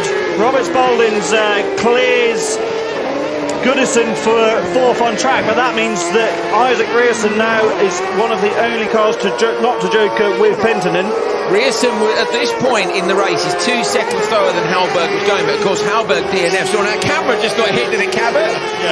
Yeah, he did. Just rolled over in the gravel. So Hallberg's irrelevant at this stage because it doesn't matter. He's going to go out, it doesn't matter. It's interesting he was 2 up, and then Osterberg must have lost 2 or 3 because Osterberg's already. He was a cut 2.5 up on Osterberg already at this stage. This is how early he's trying to turn that in on the brakes. Tidily done. This time it's a super smooth exit. Penttinen stroke 2 now, so they're going to the last lap, but there's no risk from behind. Rierson's going. He's just off the pace of Hallberg, but as we know, Hallberg stopped. So Hallberg's a DNF, but we've got a benchmark basically on our new fancy timing screen. Thank you very much, Calla and Timing, for sorting it out. Oh, Hukka hooking it up big time over the inside line. Bowden's was close to the curb, but Hukka, that was risky. Reminiscent of Julius, he's tidied his driving up so much over the course of the year, Hukka, hasn't he? I don't know if we can give him a send-it medal this weekend. I think we give him one for the first one of the year. We didn't have them ready, did we? I think Rierson needs one as well, because he's been remarkably tidy compared to his massive push he's been on all year. Here he goes into the joke lap now. Rierson needs to keep this super smooth. He's aiming for the top time. It should easily be his. Round the outside of Hukka, recovers him off nicely. It's a 309.0. Only by a couple of seconds, isn't it? And only Hukar and Bolding's pop in the gap. In front of Osterberg. So Osterberg didn't lose as much time as we thought. We were thinking 3 or 4 up the hill. Which is remarkable given the traffic and then that But he almost stopped on the run on the hill. That's what I mean, the traffic and then that lost time as well. Yeah. Yes. Yes to Crosscar. Yes is always the answer. When someone says Crosscar, what's the answer, Hal? It's yes. Hal's confused. Just saying yes, yeah. Yes, any time. Okay, yes. Cabot, what's the answer when someone says Crosscar? That'd be a yes. See? Now that's why Cabot Bigger is gracing a Supercar, Hal, because he knows the answers to the questions. Apart from Andy Scott and Mark Scott, which it took me 3 minutes 17.089 or whatever it was to remember. That was great, isn't it? So that's Rierson to the top. Osterberg's P4 and Hellberg's down in P10. I actually think it's gonna put Osterberg into the TQ spot overnight. How far back was Well, it? yeah, definitely will, because he was second at this stage. Yeah, but he was 14 points back. Yeah, and I suppose what's... But Hellberg's going to get a bottom, isn't he? He's going to P14 of 30. So yeah, he's going to lose 20 points. So Osterberg is going to go... We're talking about qualifying points here. Getting all mathematical on ourselves. Osterberg's going to go to the top of the table. Rierson with a 309.0 has gone fastest. I suppose it's about where Rierson comes up to from P7 and where Hellberg drops to. Hellberg had such a margin, Hal. He had 16 points, so even if he dropped 20 from where he was, it would have stuck him into P4. Having a great run, isn't he? Yeah. He certainly is. As the only driver in the title fight that hasn't won so far this year. Very impressive. Anderson, Zakirison, Aronen and Bendixson. Bendixson who rolled last time out and obviously has no problems. Bit of contact there as Aronen moved across on Anderson on the inside. It's Aronen who gets the whole shot. Bendixson steady on. That's the same curb he rolled on earlier on. Anderson had a bit of contact as well into the back of Bendixson. Bit of a scruffy first corner. I mean, in theory, Hal, if these guys were quick, they could challenge Rierson's time as well. And Rierson, I suppose, will be hoping that as many of them as possible get in ahead of Osterberg and Hellberg. Well, Anderson's Osterberg's teammate in Power RX, isn't he? So, but there's nothing you can do at this stage. You can't manage that situation on track in that race, depending on where you pop in. So they've just got to do what they can, haven't they? Bendixson into the Joker. I was looking at their car in the paddock in the gap between the two sessions, and there was very little damage really given out. It did come down quite heavily, didn't it? But yeah, absolutely fine. It was one of those rolls where you knew the driver was absolutely okay, but you weren't sure whether or not there was a ding in a tube, and if there's a ding in the tube, you're out. Oh. Yes, get in! That's what we want to see. Jarkko Aronen, might have to give him a full send. We've got about 5 or 6 full send medals left, Hal. Perhaps we'll just hand them all out. So Cabot, what are you taking away from this visit to Sweden ahead of Nitro later on this year? Oh, that I should have raced. Yeah. The station wagon or the S1? Both would have been great. Yeah, more track time the better. Honestly, one of the things I want to do is try and run the Nordic Series during my off season. Yeah, so I can hit the ground running. I mean, I imagine that's what Raz is trying to do right now. Yeah, 100%. Yeah, get himself ready, match fit for it. Yeah. You can size up your competitors a little bit. Fraser's been going really well this year. Obviously, Kevin Eriksson back in the car this weekend. Ollie Eriksson won the championship over here last year. Nitro's going to be tough, I think, but in a good way. It's a great entry, isn't it? Absolutely. There's so much talent coming to Nitro. It's going to be a hell of a show. I think the biggest thing will be for all of us will be learning the new tracks, right, and just getting them dialed in so we can. There's a lot of gravel in the RX. Yeah, no. Like that? Yeah, no, that looks like a lot of fun. I just want to make sure that the dust isn't crippling, you know. I'm sure they'll be across it. Bendixson up the inside in the last corner. It's going to be 3 cars wide with a couple of laps to go. Poor Jarkko Aronen slotting in and then loses out to Bendixson. Bendixson was brave there. That wasn't even a gap. Aronen actually lost out badly there, didn't he, by the other two fighting in front and not being able to do anything about it. Had they not got a bit together in the final corner of the previous lap, maybe he would have had a better opportunity to get back out in front, but the road was closed ahead of him. Bendixson's all over the back, coming over the top of the hill. I love this section. You can hear the gravel on the camera lens, can't you? Talking about gravel and dust. Fraser was just saying this is the best gravel he's ever raced on. It's so consistent. quite loose, but you know exactly where you are with it. Yeah, again, there's a bit of dust, but it's not crippling, is it? It's just a bit of rallycross. So that is, I think... sorry, Andrew Bendis was stopped in the final corner. Aaron has driven over the side of him. Okay, that was wild at the finish. We're going to need to take another look at that, aren't we? It's more damage now than when it rolled, look. So a few people, haven't we, had problems in that very last corner? Bendixson's had a really torrid season. Engine failures and crash damage. Bendixson's going to be one of those dudes that's just going to be super relieved tomorrow. Just have a beer, put the car on the trailer and go, okay, that was 2021. We're just going to mark that one up to experience and hope that next year's easier.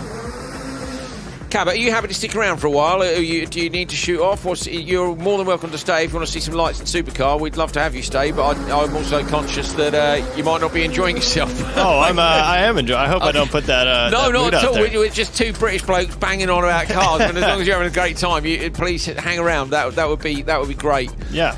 You've raced lights as well, haven't you? I did. Yeah, I raced in GRC 2016. Perfect. So we can have a chat about that as well. Wow. Dang. Okay, that was look at the race line. And I love through the gap. Look, it was who was it? Bendixson or did Sarkaraisen got it? Bendixson. Look how close that is. Absolutely brilliant. Right, we're going to have a chat with Isaac Grierson. Isaac, that's a bit more like it. It's been a pretty tricky weekend for you, and now Hallberg's hit trouble in this one. Is that going to get you back in the fight? Yeah, I hope so. We had some struggle yesterday with the start and got a lot of traffic, and this morning got a good start, but unfortunately the clutch started to fade away on the second lap. So it was good now to really show my speed and get a probably qualifying win. I'm not sure about it yet, but... Was it a Q session win? We think it was. The timing screen, unfortunately, has flipped before we were able to see. Yes, it was. It's P1, yes. Yeah, so that's good. That's good. Okay, that is good. So, okay, we're on Q3. We're not sure where you are in the standings. Calla, do we know where he is in the standings? We can't see that yet. We're trying to calculate that now. How is it for you trying to manage your sort of emotions through a weekend like this? You haven't had a great start to it, but you're now right back in the championship fight. Is it a little reset tonight and ready for fight tomorrow? Yeah, of course it is. I know I'm great... I have good speed and like that, but also it's really good to finally get the result and show it. It's really hard. They are fast here, Jimmy and Patrick, and they have the really good results them too. So yeah, it feels really good to finally get a good result here in Q3. All right, well done. Get a decent night's sleep, and we'll see you for the championship fight tomorrow. You guys are in the closest fight. We're enjoying it. I hope you are too. Yeah, I am. I'll bet you are now. Well done, mate. Thank you. All smiles from Isaac Grierson, who's feeling a bit better about things, and I can well imagine that. Tommy Howman started racing lights this year and is at the top of the standings. Equal with him is George McGuinness, who started racing lights yesterday and has done an absolutely brilliant job. Martin Enlund in P3, Mattis Janssen P4, Linus Osland P5, Anderson Oscarson, Janssen, Olofsson and Persson are your top 10. Remember, 12 will go through to the semi-finals. You look down at the bottom where the cut is, if you like, between 62 and 69 points. There are several cars who we were hoping to make it into the semis, just to scrape in at the back. Tommy Howman won't be able to scrape in. There's Johan Kristoffersson, 3 times FIA World Rallycross champion, just chilling. And probably in a minute we'll start practicing his lights procedures. And I mean lights as in start lights rather than supercar lights. Enlund, Osland, Hallberg, Anderson and McGuinness. Love the noise of a car going into gear. Just clunkety clunk. That's what we like. Ready to race light comes on. Amazing start from Howman in the middle, but everyone's equal to him off the line. His reaction time is good. Enlund gets a squeeze, 3 cars wide. McGuinness goes out wide. I think we'll try and cut back in tight, but inside him is Nils Anderson. McGuinness going to get pushed down into P5. Enlund gets squeezed. Contact between him and Osland. Anderson gets up. McGuinness is inside Howman.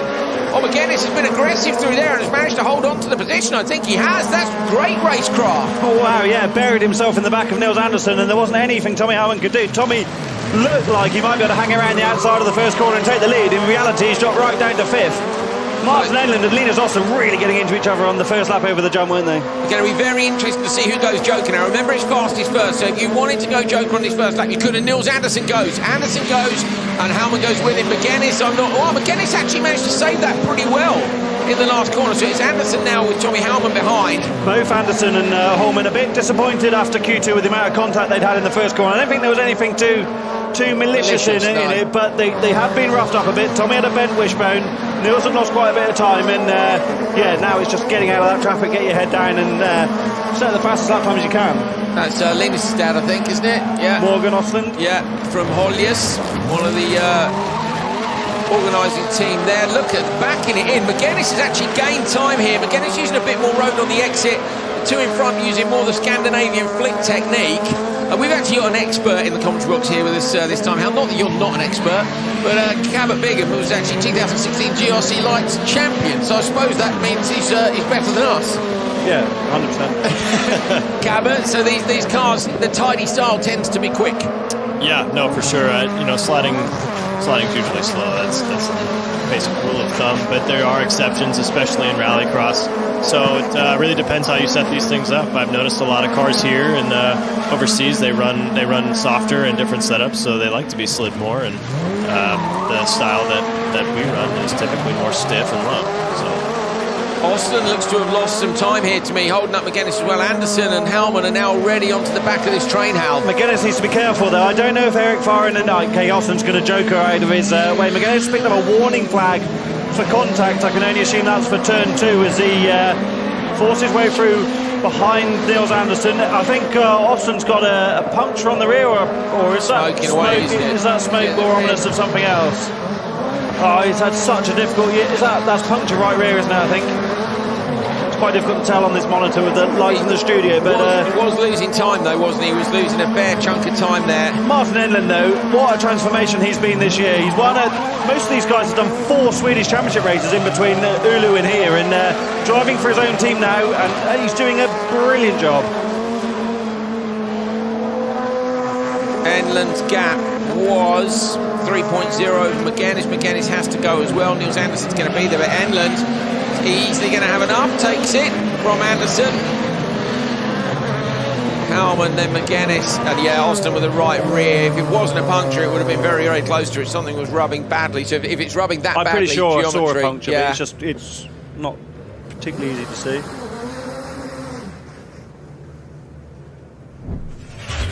Yeah, Enland had a podium last time out in Oulu, P3, and obviously full of confidence, Hal.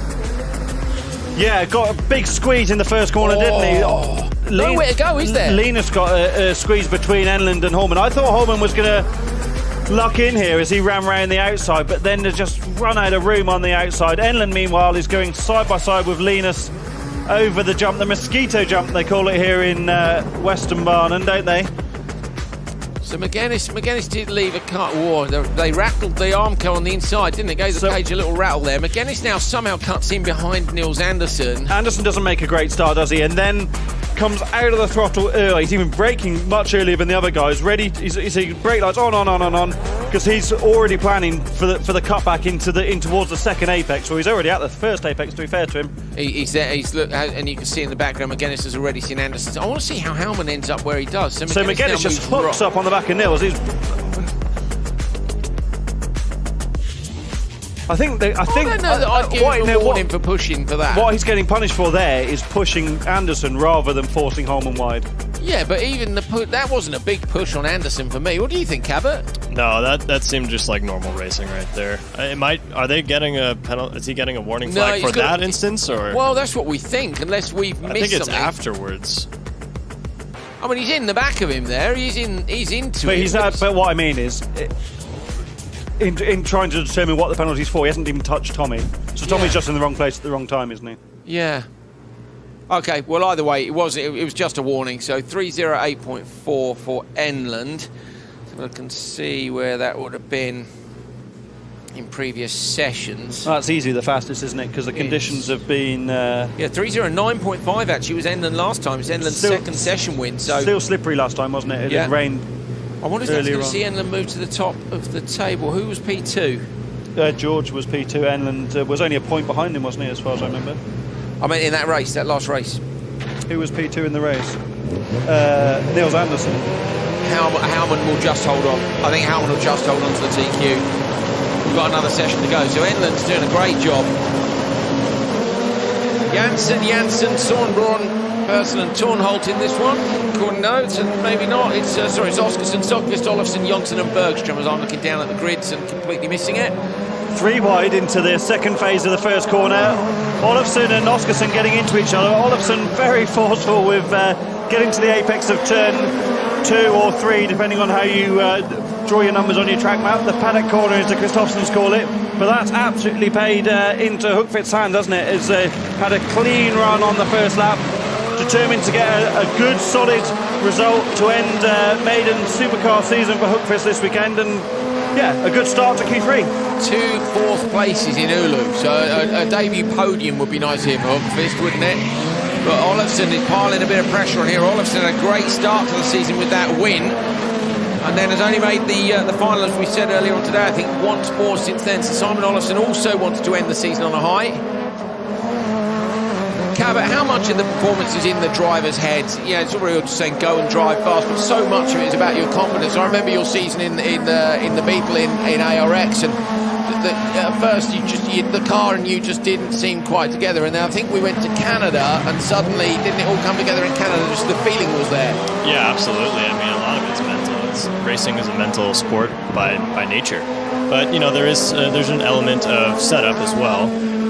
You can see Buddy Rice just there. I mean, he's in charge of Simon's setup, and so is Sandra, and they've been doing a great job all season. I've been fortunate enough to pick his brain about setup and kind of tailor the car to what works better for me, and obviously that's something that works for me in ARX, especially in Canada. So I know you don't give any secrets away, but it was setting. There were a few things that just about your driving style that you were preferable if you made a couple of little changes.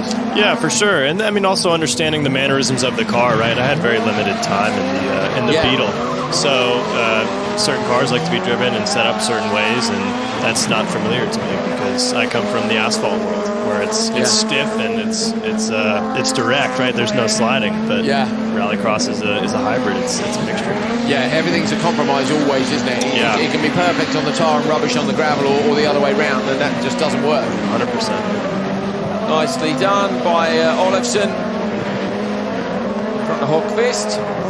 Hal, what have you found? So this last lap's going to be critical. As long as Olofsson and Hookfist keep it tidy and stay at the pace they're at, this is going to deny Tommy Holman the overnight TQ, because they're just popping in between Enland, McGuinness and the Anderson-Holman battle as well. So this is going to change the overall order. So you think it's going to give it to Enland, isn't it? It is, yeah. Because Enland's going to have won those 2 sections. Depending on what Matthias Janssen does in the next race. Never that easy, is it? No. Over the line, Olofsson taking it. Lost a bit of time on the exit of the last corner, Simon, didn't he? Bit of over-rotation. You see a little shake of the head again from Sandra in the background.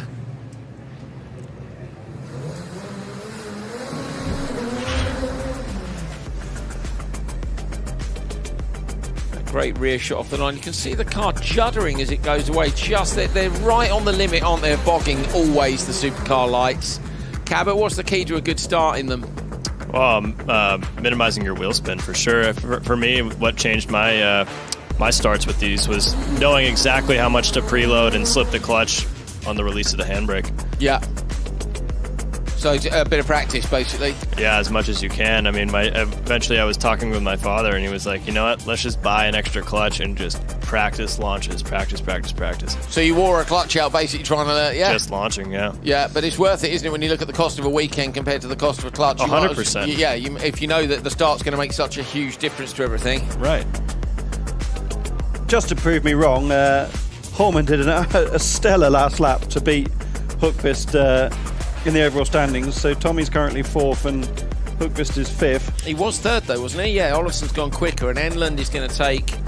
So Enland's going to take another 50. That's put him on 133. What's Howman going to... What did Howman get? Hal, where is he? P4? He's 4, but we've got 2 races to go. Yeah, that's all right. I'm just working it out for now because I love doing that kind of thing. 40 on a 184 is a 124, isn't it?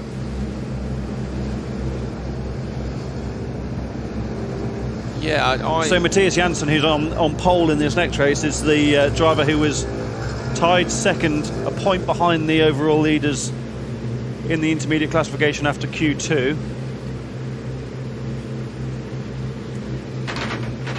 At the minute, Enlund would be on 133 and Tommy Howard on 124. This one then is Jansen, Zornborn, Persson and Tornholt. Tornholt had a great run last time out, but he isn't going to get the start this time. Kasper Jansen, I think, going to get the whole shot, despite a little bit of contact in the door. Great start from Kasper Jansen, and was given loads of room on, or gave the Pulsar loads of room on the inside by moving left off the start, then cutting back in, but worked out beautifully, and that's quite a margin on the opening lap. Look at that little lip over the top of the hill. It's just as Kasper starts setting the car up down into Eckland Corner. I guess this is the weekend when we can start talking about improved performances, and Kasper Jansen's been one of the stars of the entire season for me. Yeah, just that progression again that we've seen from some other drivers. From the clearly has car control, but he's a little bit aggressive through that learning curve. Cabot, I mean, what was your learning curve? I guess actually coming from a circuit background, was Lights maybe a little bit easier for you if you were a tidy driver anyway? We find a lot of drivers come in and they're wild, and then they realise they're losing a bunch of time. Yeah, no, for sure. And that was the era of GRC, right, where we had quite a bit of pavement at some tracks, right? So a lot of this was mechanical grip, and it was a lot easier for me coming from the asphalt background to adapt to the Lights car. Just keeping it tidy, keeping the momentum up all the while. Yep, all momentum-based car and keeping it underneath you. So yeah, so Kasper Jansen, who we've got in this one in the green and black Lights machine, was super wild when he first joined the series. Was it debut this year, Hal, or late last year? Yeah, this year, in Julius. Yeah, what was great, you know, you can see car control in someone that just got it in spades. It was just he was mega aggressive. No fear, but brave and car control, but just needed to tidy up, and that's what Kasper Jansen has done. Kasper at the minute is sitting P8. We've got Matthias Jansen is sitting in P4. So Jansen and Matthias Jansen is equal on points with Martin Enlund. So if he could beat Martin Enlund's time, but at the minute, not too likely, I think. We're about to you say that, but he bettered Enlund's first and second laps. Oh, okay then.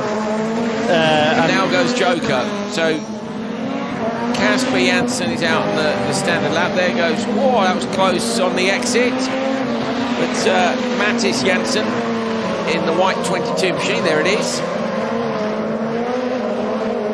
So I think Kasper Jansen might well beat Enlund, but then I don't know if that's going to. That takes 5 points off. He'd still be ahead of Hellman.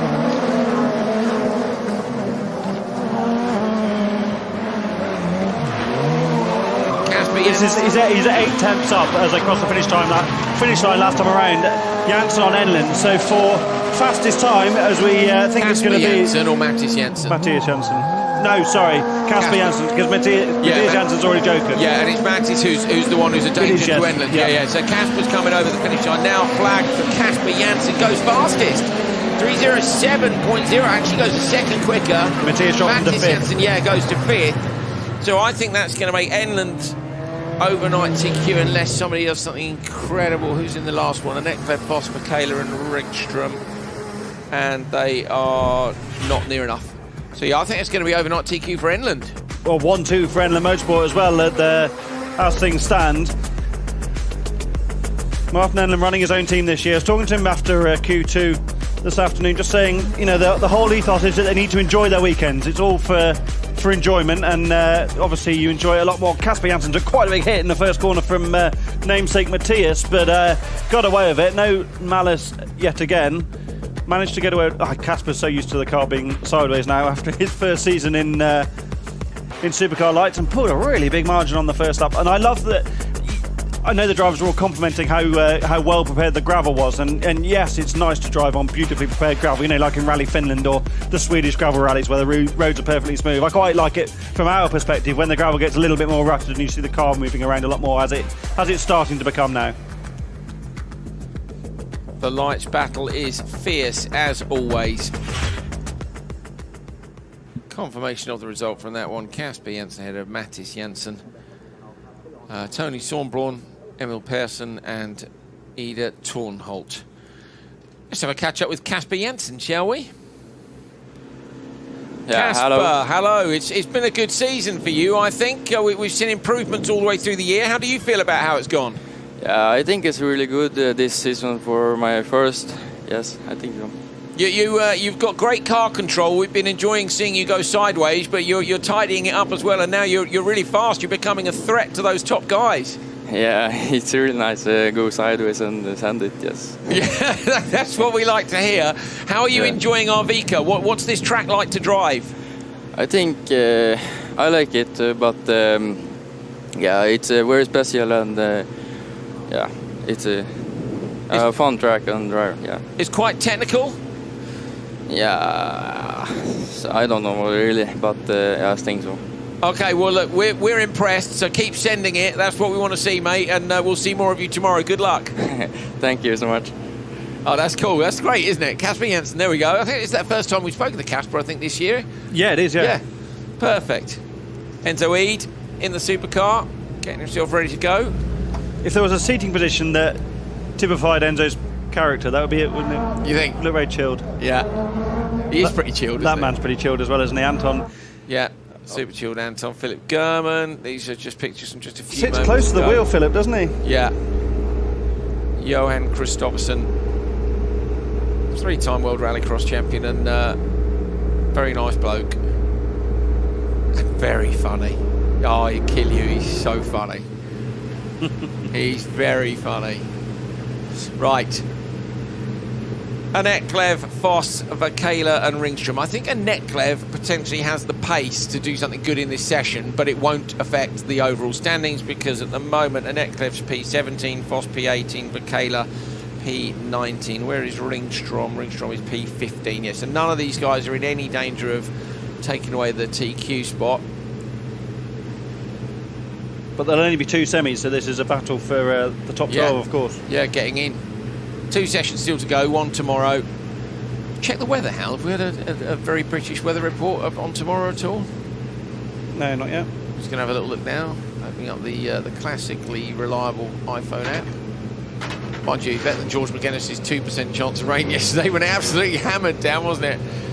What we got? It says 80% chance of rain in about an hour, which is useless to us. No, it's absolutely no use whatsoever, is it? Annette Klev on the inside's got a great start. Foss not quite able to match it, but should slot in behind. Annette Klev now needs to keep his nose clean, not run wide. That's exactly what he does. Foss, on the other hand, hooks the curbs a little bit, and around the outside there went Ringstrom. Foss is driving Lights car number 1. Really? Yeah. How old's that one? Well, they were first. Obviously, they're refreshed a lot. Yeah, of course. Run by OMSE, so the chassis age is largely irrelevant, isn't it? Yeah. Chassis number 1. So was there a test car prior to chassis number 1? That was it, I think. That was it. What was the one Cyril Raymond ran? Was that chassis 1? Well, did him and Oliver both ran the same chassis in RX2? Do you remember? Yeah, I'm pretty sure it was 1 off the top of my head. I love the fact that Hal Ridge knows the chassis numbers. Yeah.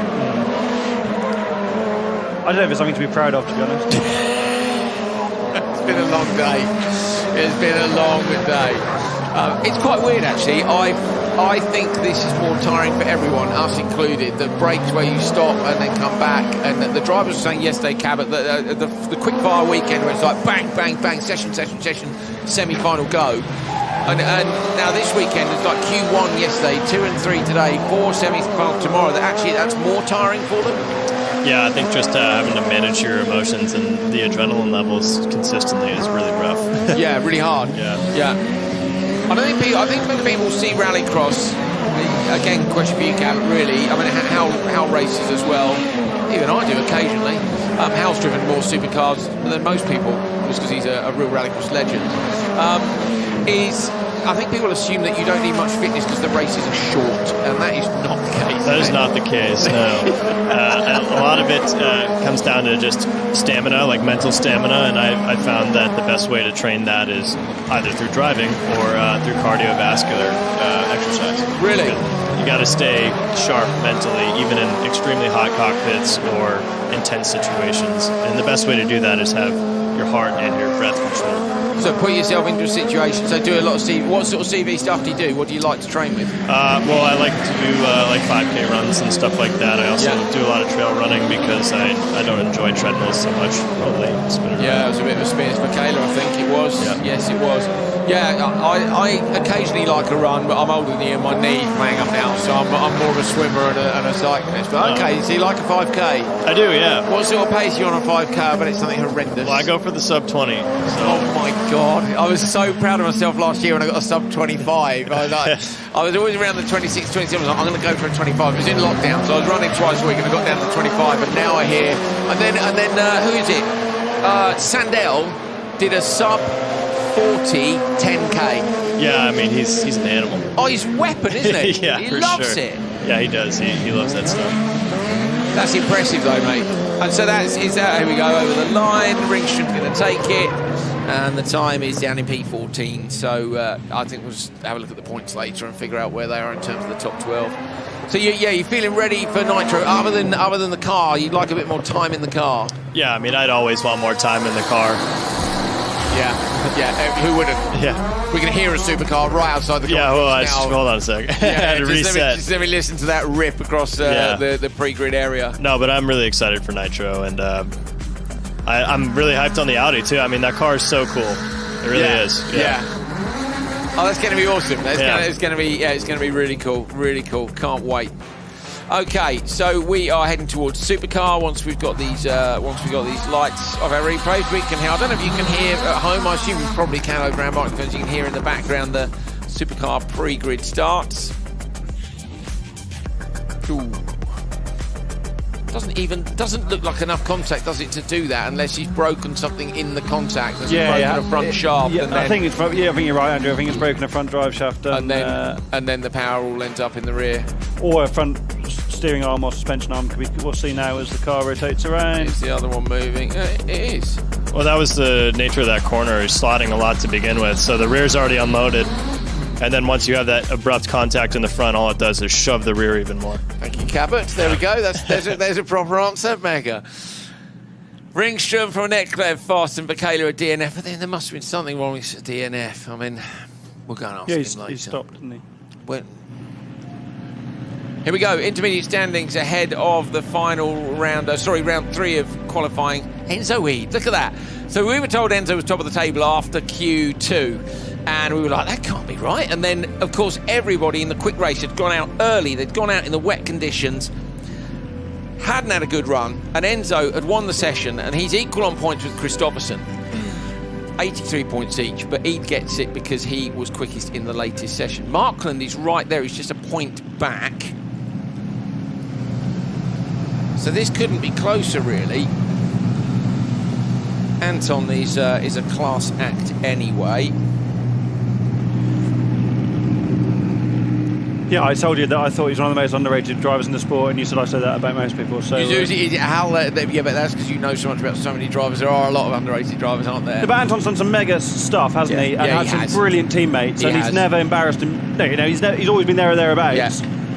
Yeah, he's never been shown up by anyone, has he? No. He's also just lovely. He was. If you missed Q2 earlier on today, it's brilliant to have such wonderful guests in the commentary box with us. Cabot Bigham with us this afternoon, ARX and Nitro Rallycross driver GRC prior to that. This morning we had Anton Markland in. Anton was great with just some of the stuff, just those little things that you get from these guys. So thanks for coming and joining us in here. Hope you're enjoying it at home. Eid, Markland, McConnell, Michalak and Carlson. It's an unusual grid, and that's because of the unusual weather earlier on. Or Fraser McConnell manages to come out from the squeeze in the middle there. I think it's Markland on the inside line. Markland rides the curbs, trying to get alongside him. Or contact, front corner of the bumper, off contact again. That must be a Michalak in the background. It is Carlson dropped back, so Enzo Eid lead from Fraser McConnell and drop it further back. Maybe is there an issue there, Hal? Vaughan ended to the dirt on the outside line as well. Yeah, Anton's slowed of a problem, hasn't he? Anton and Fraser getting into each other a little bit actually helped Enzo out and stopped Fraser having the opportunity to stick it up the inside of Enzo Eid into the latter part of turn 1. We could almost call it turn 2 where the second apex is, couldn't we? This is what Enzo Eid needs though, isn't it? To get his head down, get out front, and Fraser's going to have a look on the inside. Enzo carries the momentum around the outside. This is where he needs to be, and with a clear road ahead of him, well, I think we could see some really good stuff from Enzo this afternoon. I think we could. Enzo was impressive, was saying in the last session. He's very calm about it, but he's been saying how much he's learned from his new teammate in the World Championship, Christopherson.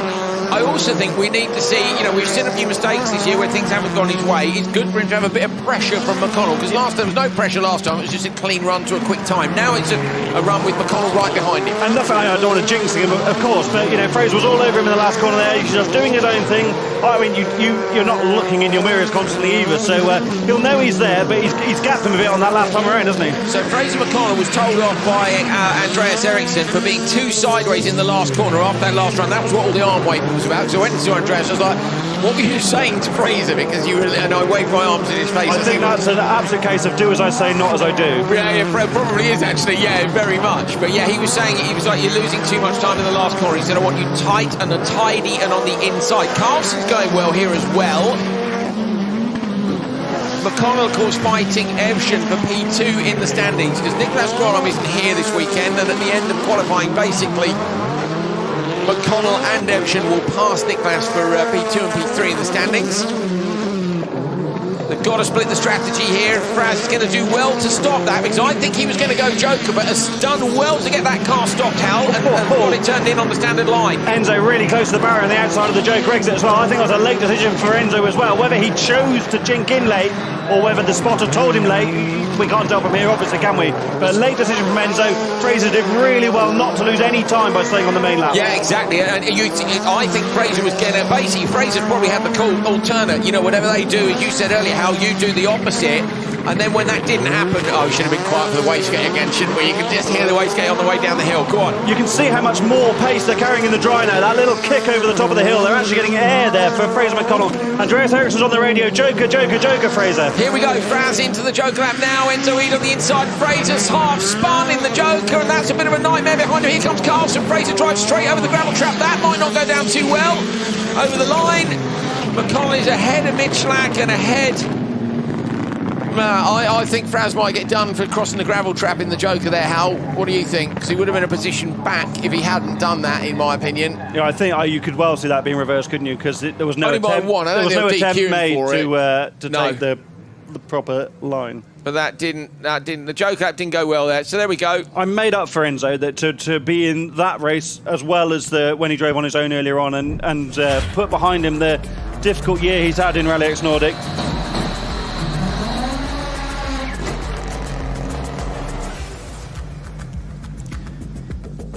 Looking back at the supercar times, Enzo's quickest time before was the fastest time of 3:01.5, and he's just dipped under, so he's gone 2:59.333. This is what I mean about the first corner where McConnell could have had a go up the inside of Enzo, but then Anton's there, but then has side-by-side contact with his Hedstrom Motorsport teammate Michalak. But yeah, with Anton in the side of Fraser, he couldn't get inside enough to get inside Ida. I love this first corner. There's just so much going on, isn't there?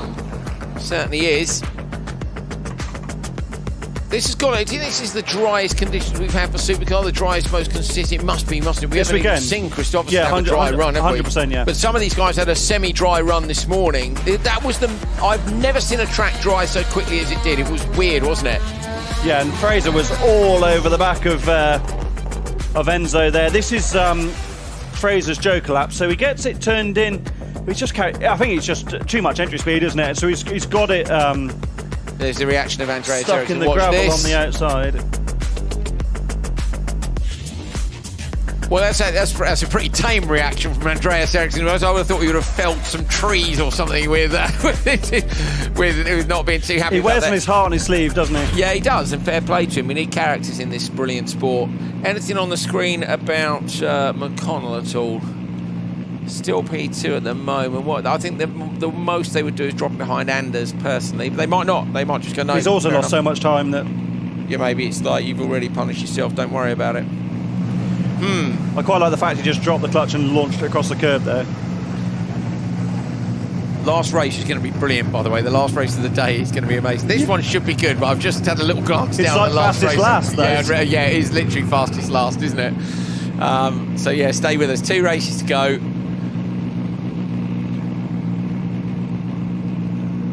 Okay, Toren, Anderson, Guillaume, Oberg and German. German will be keen to get a good start here, I think. Let's just say that most of this grid isn't known for lifting or giving other people space. What your thoughts, Hal? The sweeper there is just cleaning the gravel from that Fraser brought on. Should it be waiting to clean turn 1?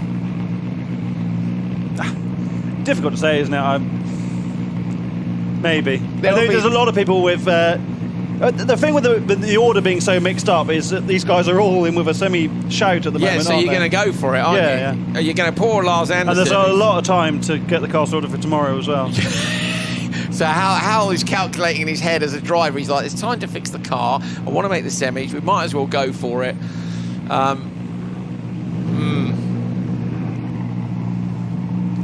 Daniel Toren had We'll see now whether pressure. Daniel's being honest about it just being for fun. Because if it's just for fun, I expect to see him lift out of this. If it's not, which I expect. Where was his testing crash? Was it here? It was here, yeah, up the hill after the second jump. Yeah, so Toren had a testing crash earlier this year. He actually hurt his back years ago, but he had a testing crash. There's Niels Anderson and George McGuinness. He had a testing crash and hurt his back and retired from Rallycross, and has since built a new truck to transport his Rallycross car and come back for fun and then enter the race immediately. So he's unretired himself 4 months later. I think there's been shorter retirements in history, but not quite. No, it's a good one, isn't it? It's a good one. It's a bit like Steve Redgrave, if you're a British Olympic fan, who said, if you ever see me anywhere near a boat, shoot me, and then won another gold medal 4 years later. So I think he won the gold in 5 Olympics in a row, which is absolutely insane. Olympic reference, sorry, I enjoyed the Olympics. If you didn't, then there's something wrong with you. It was wonderful. It was a wonderful sporting roller coaster. It was absolutely brilliant. Who's your money on this race, Andrew? Crosscar for the Olympics, just a reminder. My money's on German, but he's got to get it done at the start. So German is your man in terms of pace, but he's got to get it done off the line. He'll know that too. And he's not got it done. Absolutely worst case scenario. German goes backwards. Patrick Guillaume going to try and shut the door. Spin immediately. 2 spins in turn 1. The predictions came true. Unfortunately, a few people have gone round, so that's better for German. German now's got to find a way past these in front of him. It's Oberg who's leading. Oberg from Toren at the moment. Not two drivers that Philip German would probably be expecting to race for the podium at the end of the weekend. He's going to have a look up the inside. Go on, have a look. Nobody tries it there, do they? It's just hanging it out just a little bit too much. Cabot, you're in P3 now. Philip German, he won a session earlier on. Did he win, or was he was very fast, wasn't he? He's got enough time to joker now and still get back out in front. So absolutely the right thing to do will be to go into the joker. I think in the back of the shot he was, yes he is. So yeah, perfect scenario. Now he just needs to hope that these two joker early, which enough. They don't have to, do they? But he's going to catch them pretty quickly. No, we spoke to him yesterday in the wet after he had a good run. He was ahead of Christopherson, I think. This morning, yes, that was it. Yes, and was really pleased. And then unfortunately for him, of course, lost loads of time. So you think he's done the right thing there, Cabot? Early joker, give himself a bit of space. Yeah, I do actually. I think that if these guys can joker a little bit earlier, he'll just start playing. That strategy will come to him. You know, the race will start going back to him. Otherwise, he's just holding himself up there, and he might try and put it in a risky spot and ruin his time. Oberg and Toren. German will be chasing Toren down pretty well. Toren's going well at this point. Toren doesn't joker, goes for the lead, and that's maybe not ideal for German, but that's Oberg trying to cover German off. German's got him already. Now in terms of lap times, really German needs to hope he doesn't catch up to Toren too quickly. I think Daniel Toren's going pretty well here, Hal. He's not looking like a man who's retired. Well, he definitely hasn't retired, has he? Because he's reasonably on it. I think they've Per Eklund and Per Anders Eklund done a huge amount of work with this car to get the custom engine into it. Done a lot of chassis setup work. And did quite a bit of testing as well. Look at it pop over that little bump over the top of the hill. Going round Per Eklund corner now, and I think to be fair to Daniel, who admits he's maybe not the most experienced or greatest driver in the world, he's doing pretty well. Also a big supporter of the sport, isn't he? Massive sponsorship supporter of the sport, for drivers and circuits and things, and we need to say a big thank you to that for him.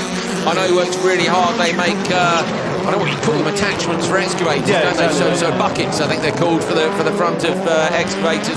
JCBs we'd call them, I suppose, wouldn't we? But so Phillips in an EKS Audi, and we saw how well he did earlier on. He's got onto the back of Daniel, hasn't he? But it's not like he's caught him in a couple of corners. So I think Daniel's going well. Yeah, fair play. Right, German now, is he going to try and make a move? There's no point. Well, there is a point, because he could gain a bit more time. You see it on the footage. It's actually quite a corner up there, isn't it? And that rear shot just doesn't quite highlight it. What is it like up there? You say you've been watching up there all weekend, Cabot? No, mainly on turn 1, but I actually had a chance to do sit in on a driver debrief, and they say that is a more of an exaggerated corner. It's not only that, but that downhill section is very steep, so it's a bit deceiving. German goes P5, Oberg P6. And Toren into P7. So Enzo Ede is still fastest with a 2:59.333. A couple of cars still finishing out there after an interesting turn 1, Hal Ridge. Yeah, Guillaume makes a great start, doesn't he? Turns in. Anderson's just dropped it on the brakes, I think, hasn't he? There was no real contact there before the rotation, I don't... Yeah, but as he panicked where Guillaume shut the door on him. No, there was contact. Front. But not massive. And then Guillaume's just been rotated. Nothing he could do about that. I don't imagine he had too much.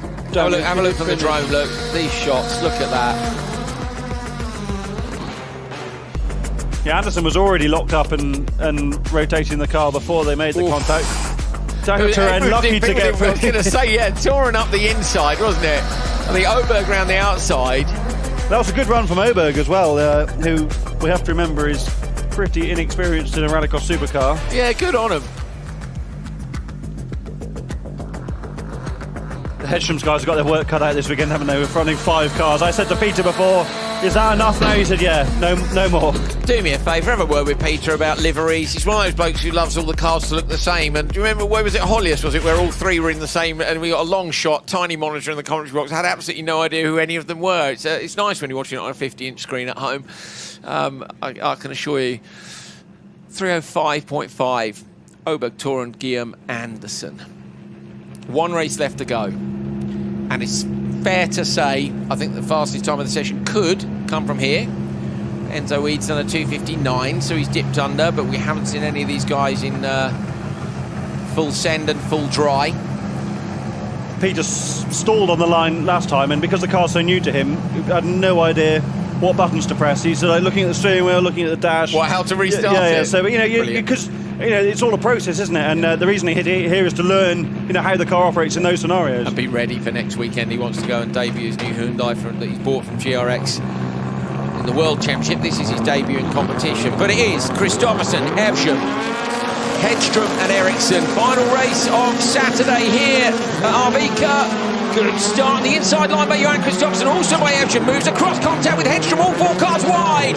Evsham gets spat out the back there. Hedstrom going to try and slot in on the inside line. Evsham gets into his door. Kevin Eriksson ends up at the back. He's alongside Evsham. Contact again. Oh, the Honda's going to spin. Get on the gas. Kevin can save that, surely. But he's lost too much time now. And it's Hedstrom who's going to be chasing Johan Kristoffersen, racing at home here in Arvika. Kristoffersen over the crest in the polo. Look at the attitude of these cars. You can hear the gravel getting spat out. Kristoffersen a bit sideways on the exit. It's a good start, but Hedstrom's going with him.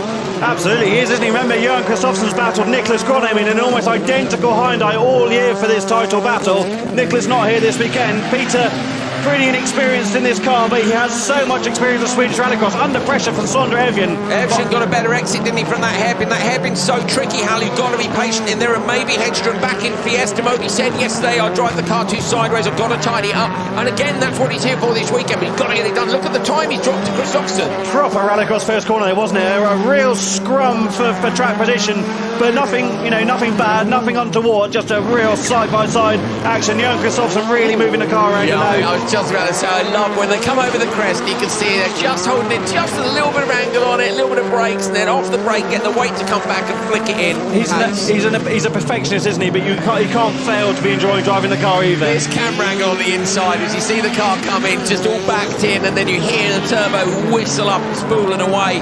Hedstrom's gone joker. Hedstrom made a bit of a mistake in the joke. There's Tommy Kristoffersen on the radio to to his son, Johan Kristoffersson. They live over the water from each other, just up the road here in Arvika. Johan's driving this car very differently to how you would maybe expect him to drive the Works Polo or the EKS Audi he races now in the World Championship. In the last corner, you see that's especially where he would normally get it to stop right on the apex and drive out of it. With this Polo, it's getting a lot, carrying that rotation a lot more around the corner. You can see it at the bottom of the hill there as well. It's not brake straight, turn, get on the gas. It's just turn it in a bit more. And the team would admit this is not a car that's anywhere like the same spec as the Audi and the factory Polo. But Kristoffersson just makes everything look easy. And at the minute, he is on for a time 2.1 seconds quicker than Enzo Eid. I'm just trying to think when Eid jokered. Last lap, I think, wasn't it? I think he jokered on lap 3 of his race. Remember, he jokered a lap earlier than McConnell. Yes, he did. So Kristoffersson was definitely up after the 0.7 up, then another 0.3 was a second up the road. So he's on a big, big push. You can see the time to beat in the bottom corner. 2:59.333 from Enzo Eid. It's Kristoffersson's World Championship teammate who's in that spot at the top of the table right now. Here comes Johan. Going to go late on the brakes in the Polo. Oh, gets it sent in tidy and early. He's a little bit wide on the gravel and lost some time there, and he won't like that. But over the line, is it going to be enough?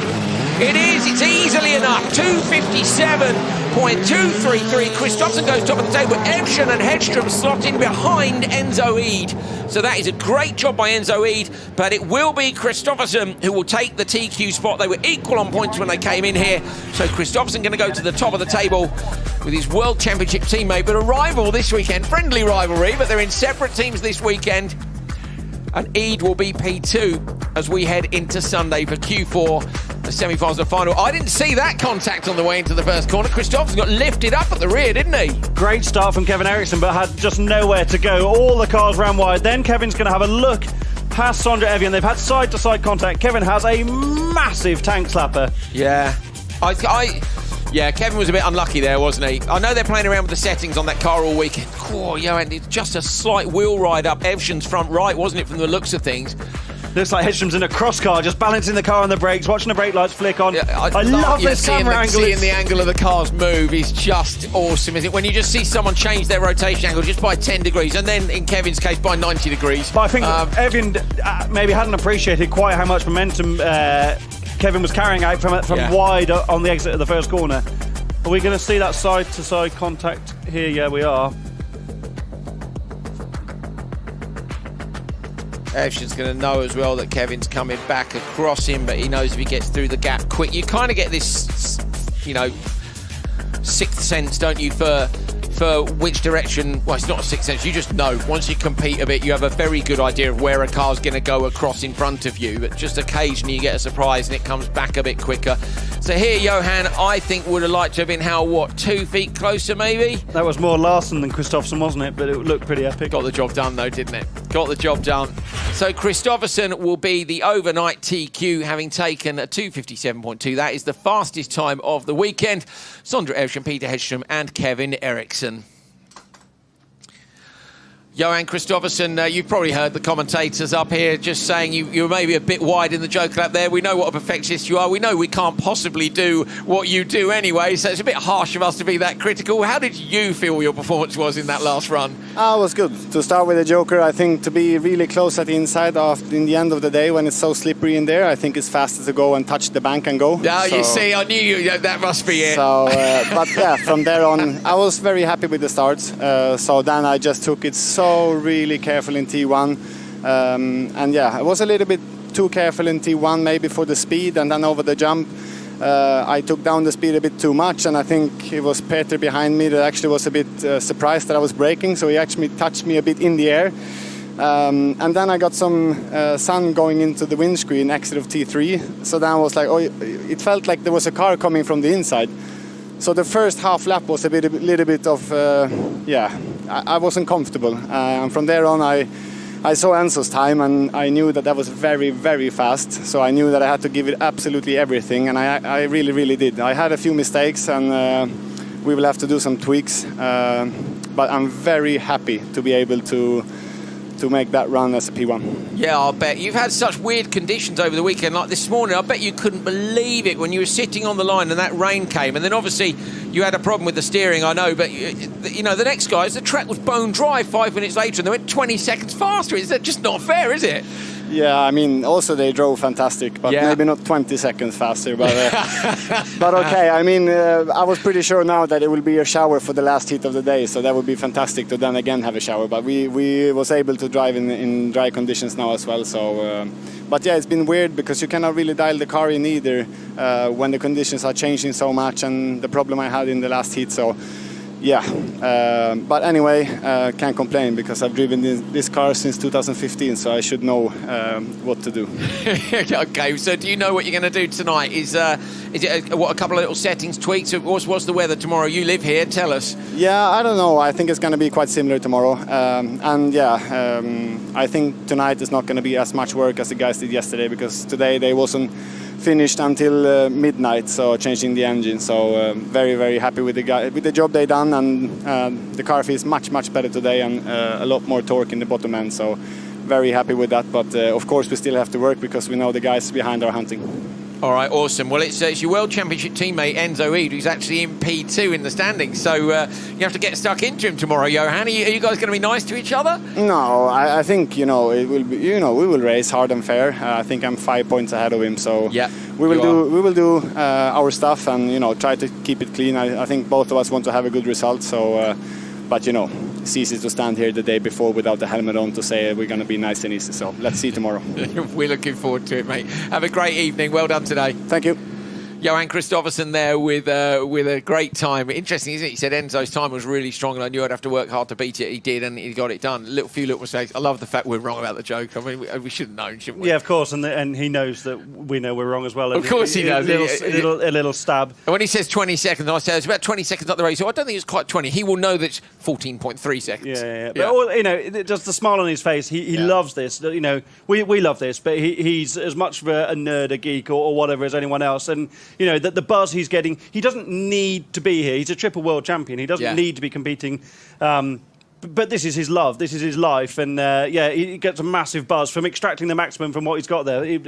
I love it. Cabot, you've set a record for the guest who stayed the longest, because all our other guests have to go and race a car, and you wish you'd had to go and race a car. I really do, yeah. I hate to be the guy who set that record. I know.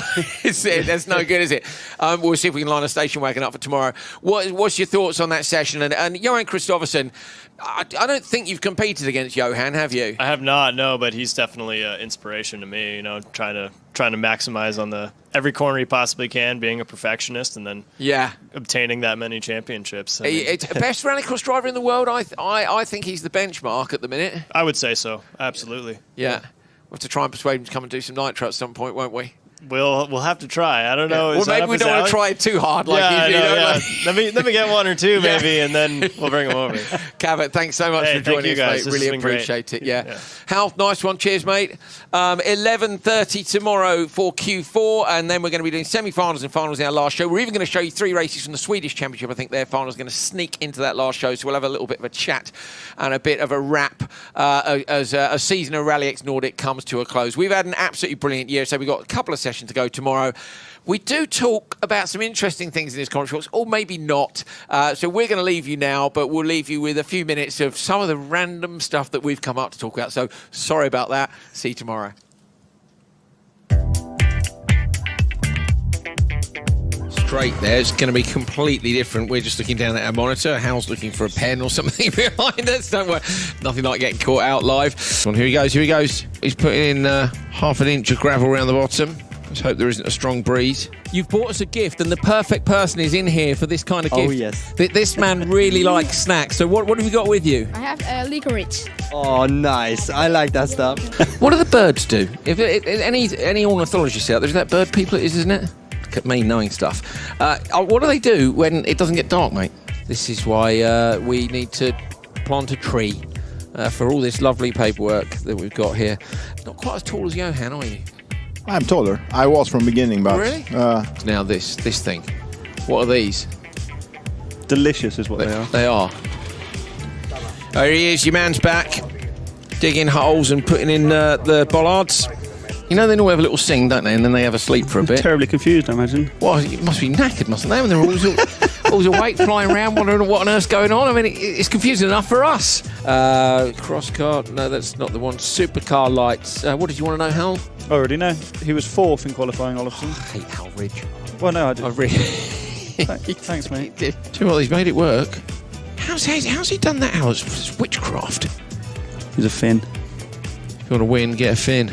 There we are, me and Marcus trying to look sharp. Now we've realised the camera's on.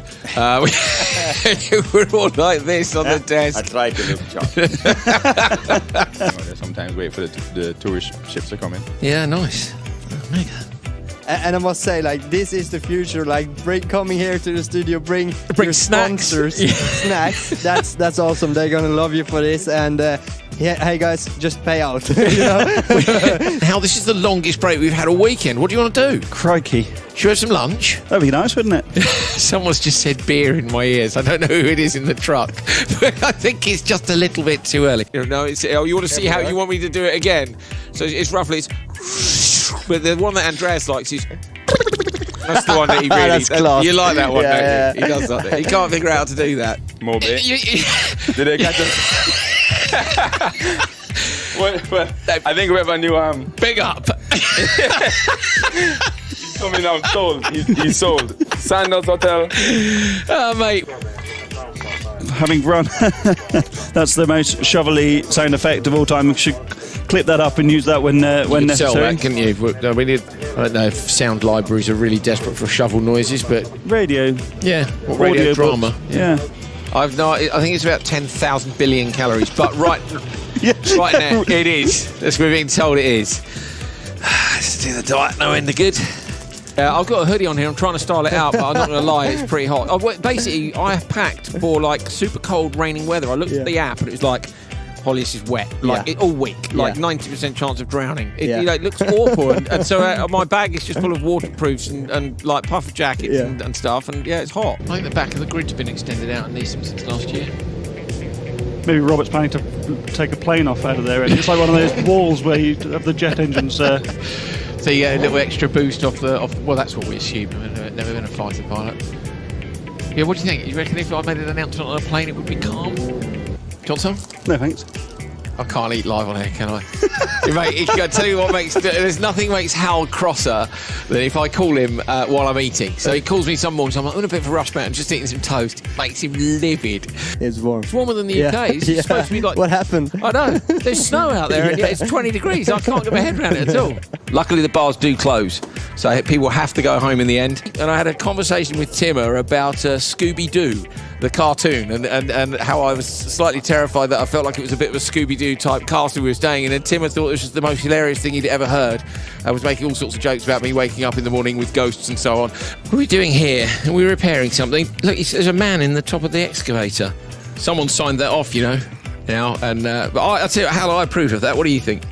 Which bit of it you approve of? I like it. Sometimes you've got to improvise. Yeah, that's right. It's got an excavator. They're fixing some stuff. That's RallyCross all over, isn't it? But also, mate, if that was you and me at home, you know damn well you'd be in the excavator. And that meant you'd chop the top off the tree or put up the Christmas lights, whatever it is, wouldn't you? If I had an excavator, I'd do it.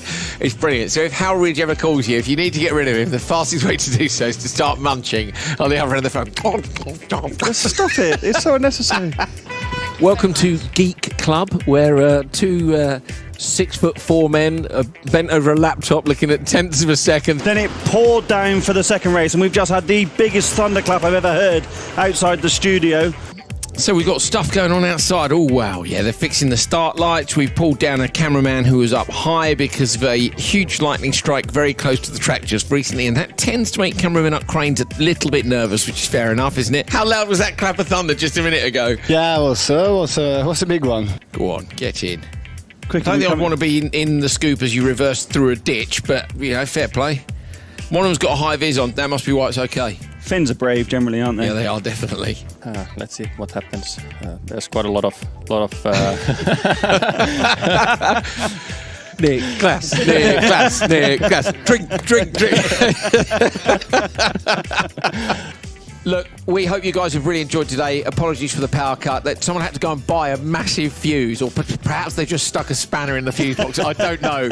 But we will be all right for tomorrow. My thanks to Hal Ridge. Well done, mate. Good fun as always. My goodness me! Unbelievable turbulence here. Hold on tight, we're going to send it in towards this runway now. We're slightly low on fuel, but don't you worry. It's like a different language, isn't it? I was lucky enough to get a lift in a helicopter the other day, and I haven't got a clue what they're talking about half the time, to be honest. Just keep on filming out the front window, mate, and enjoy it. It did look good.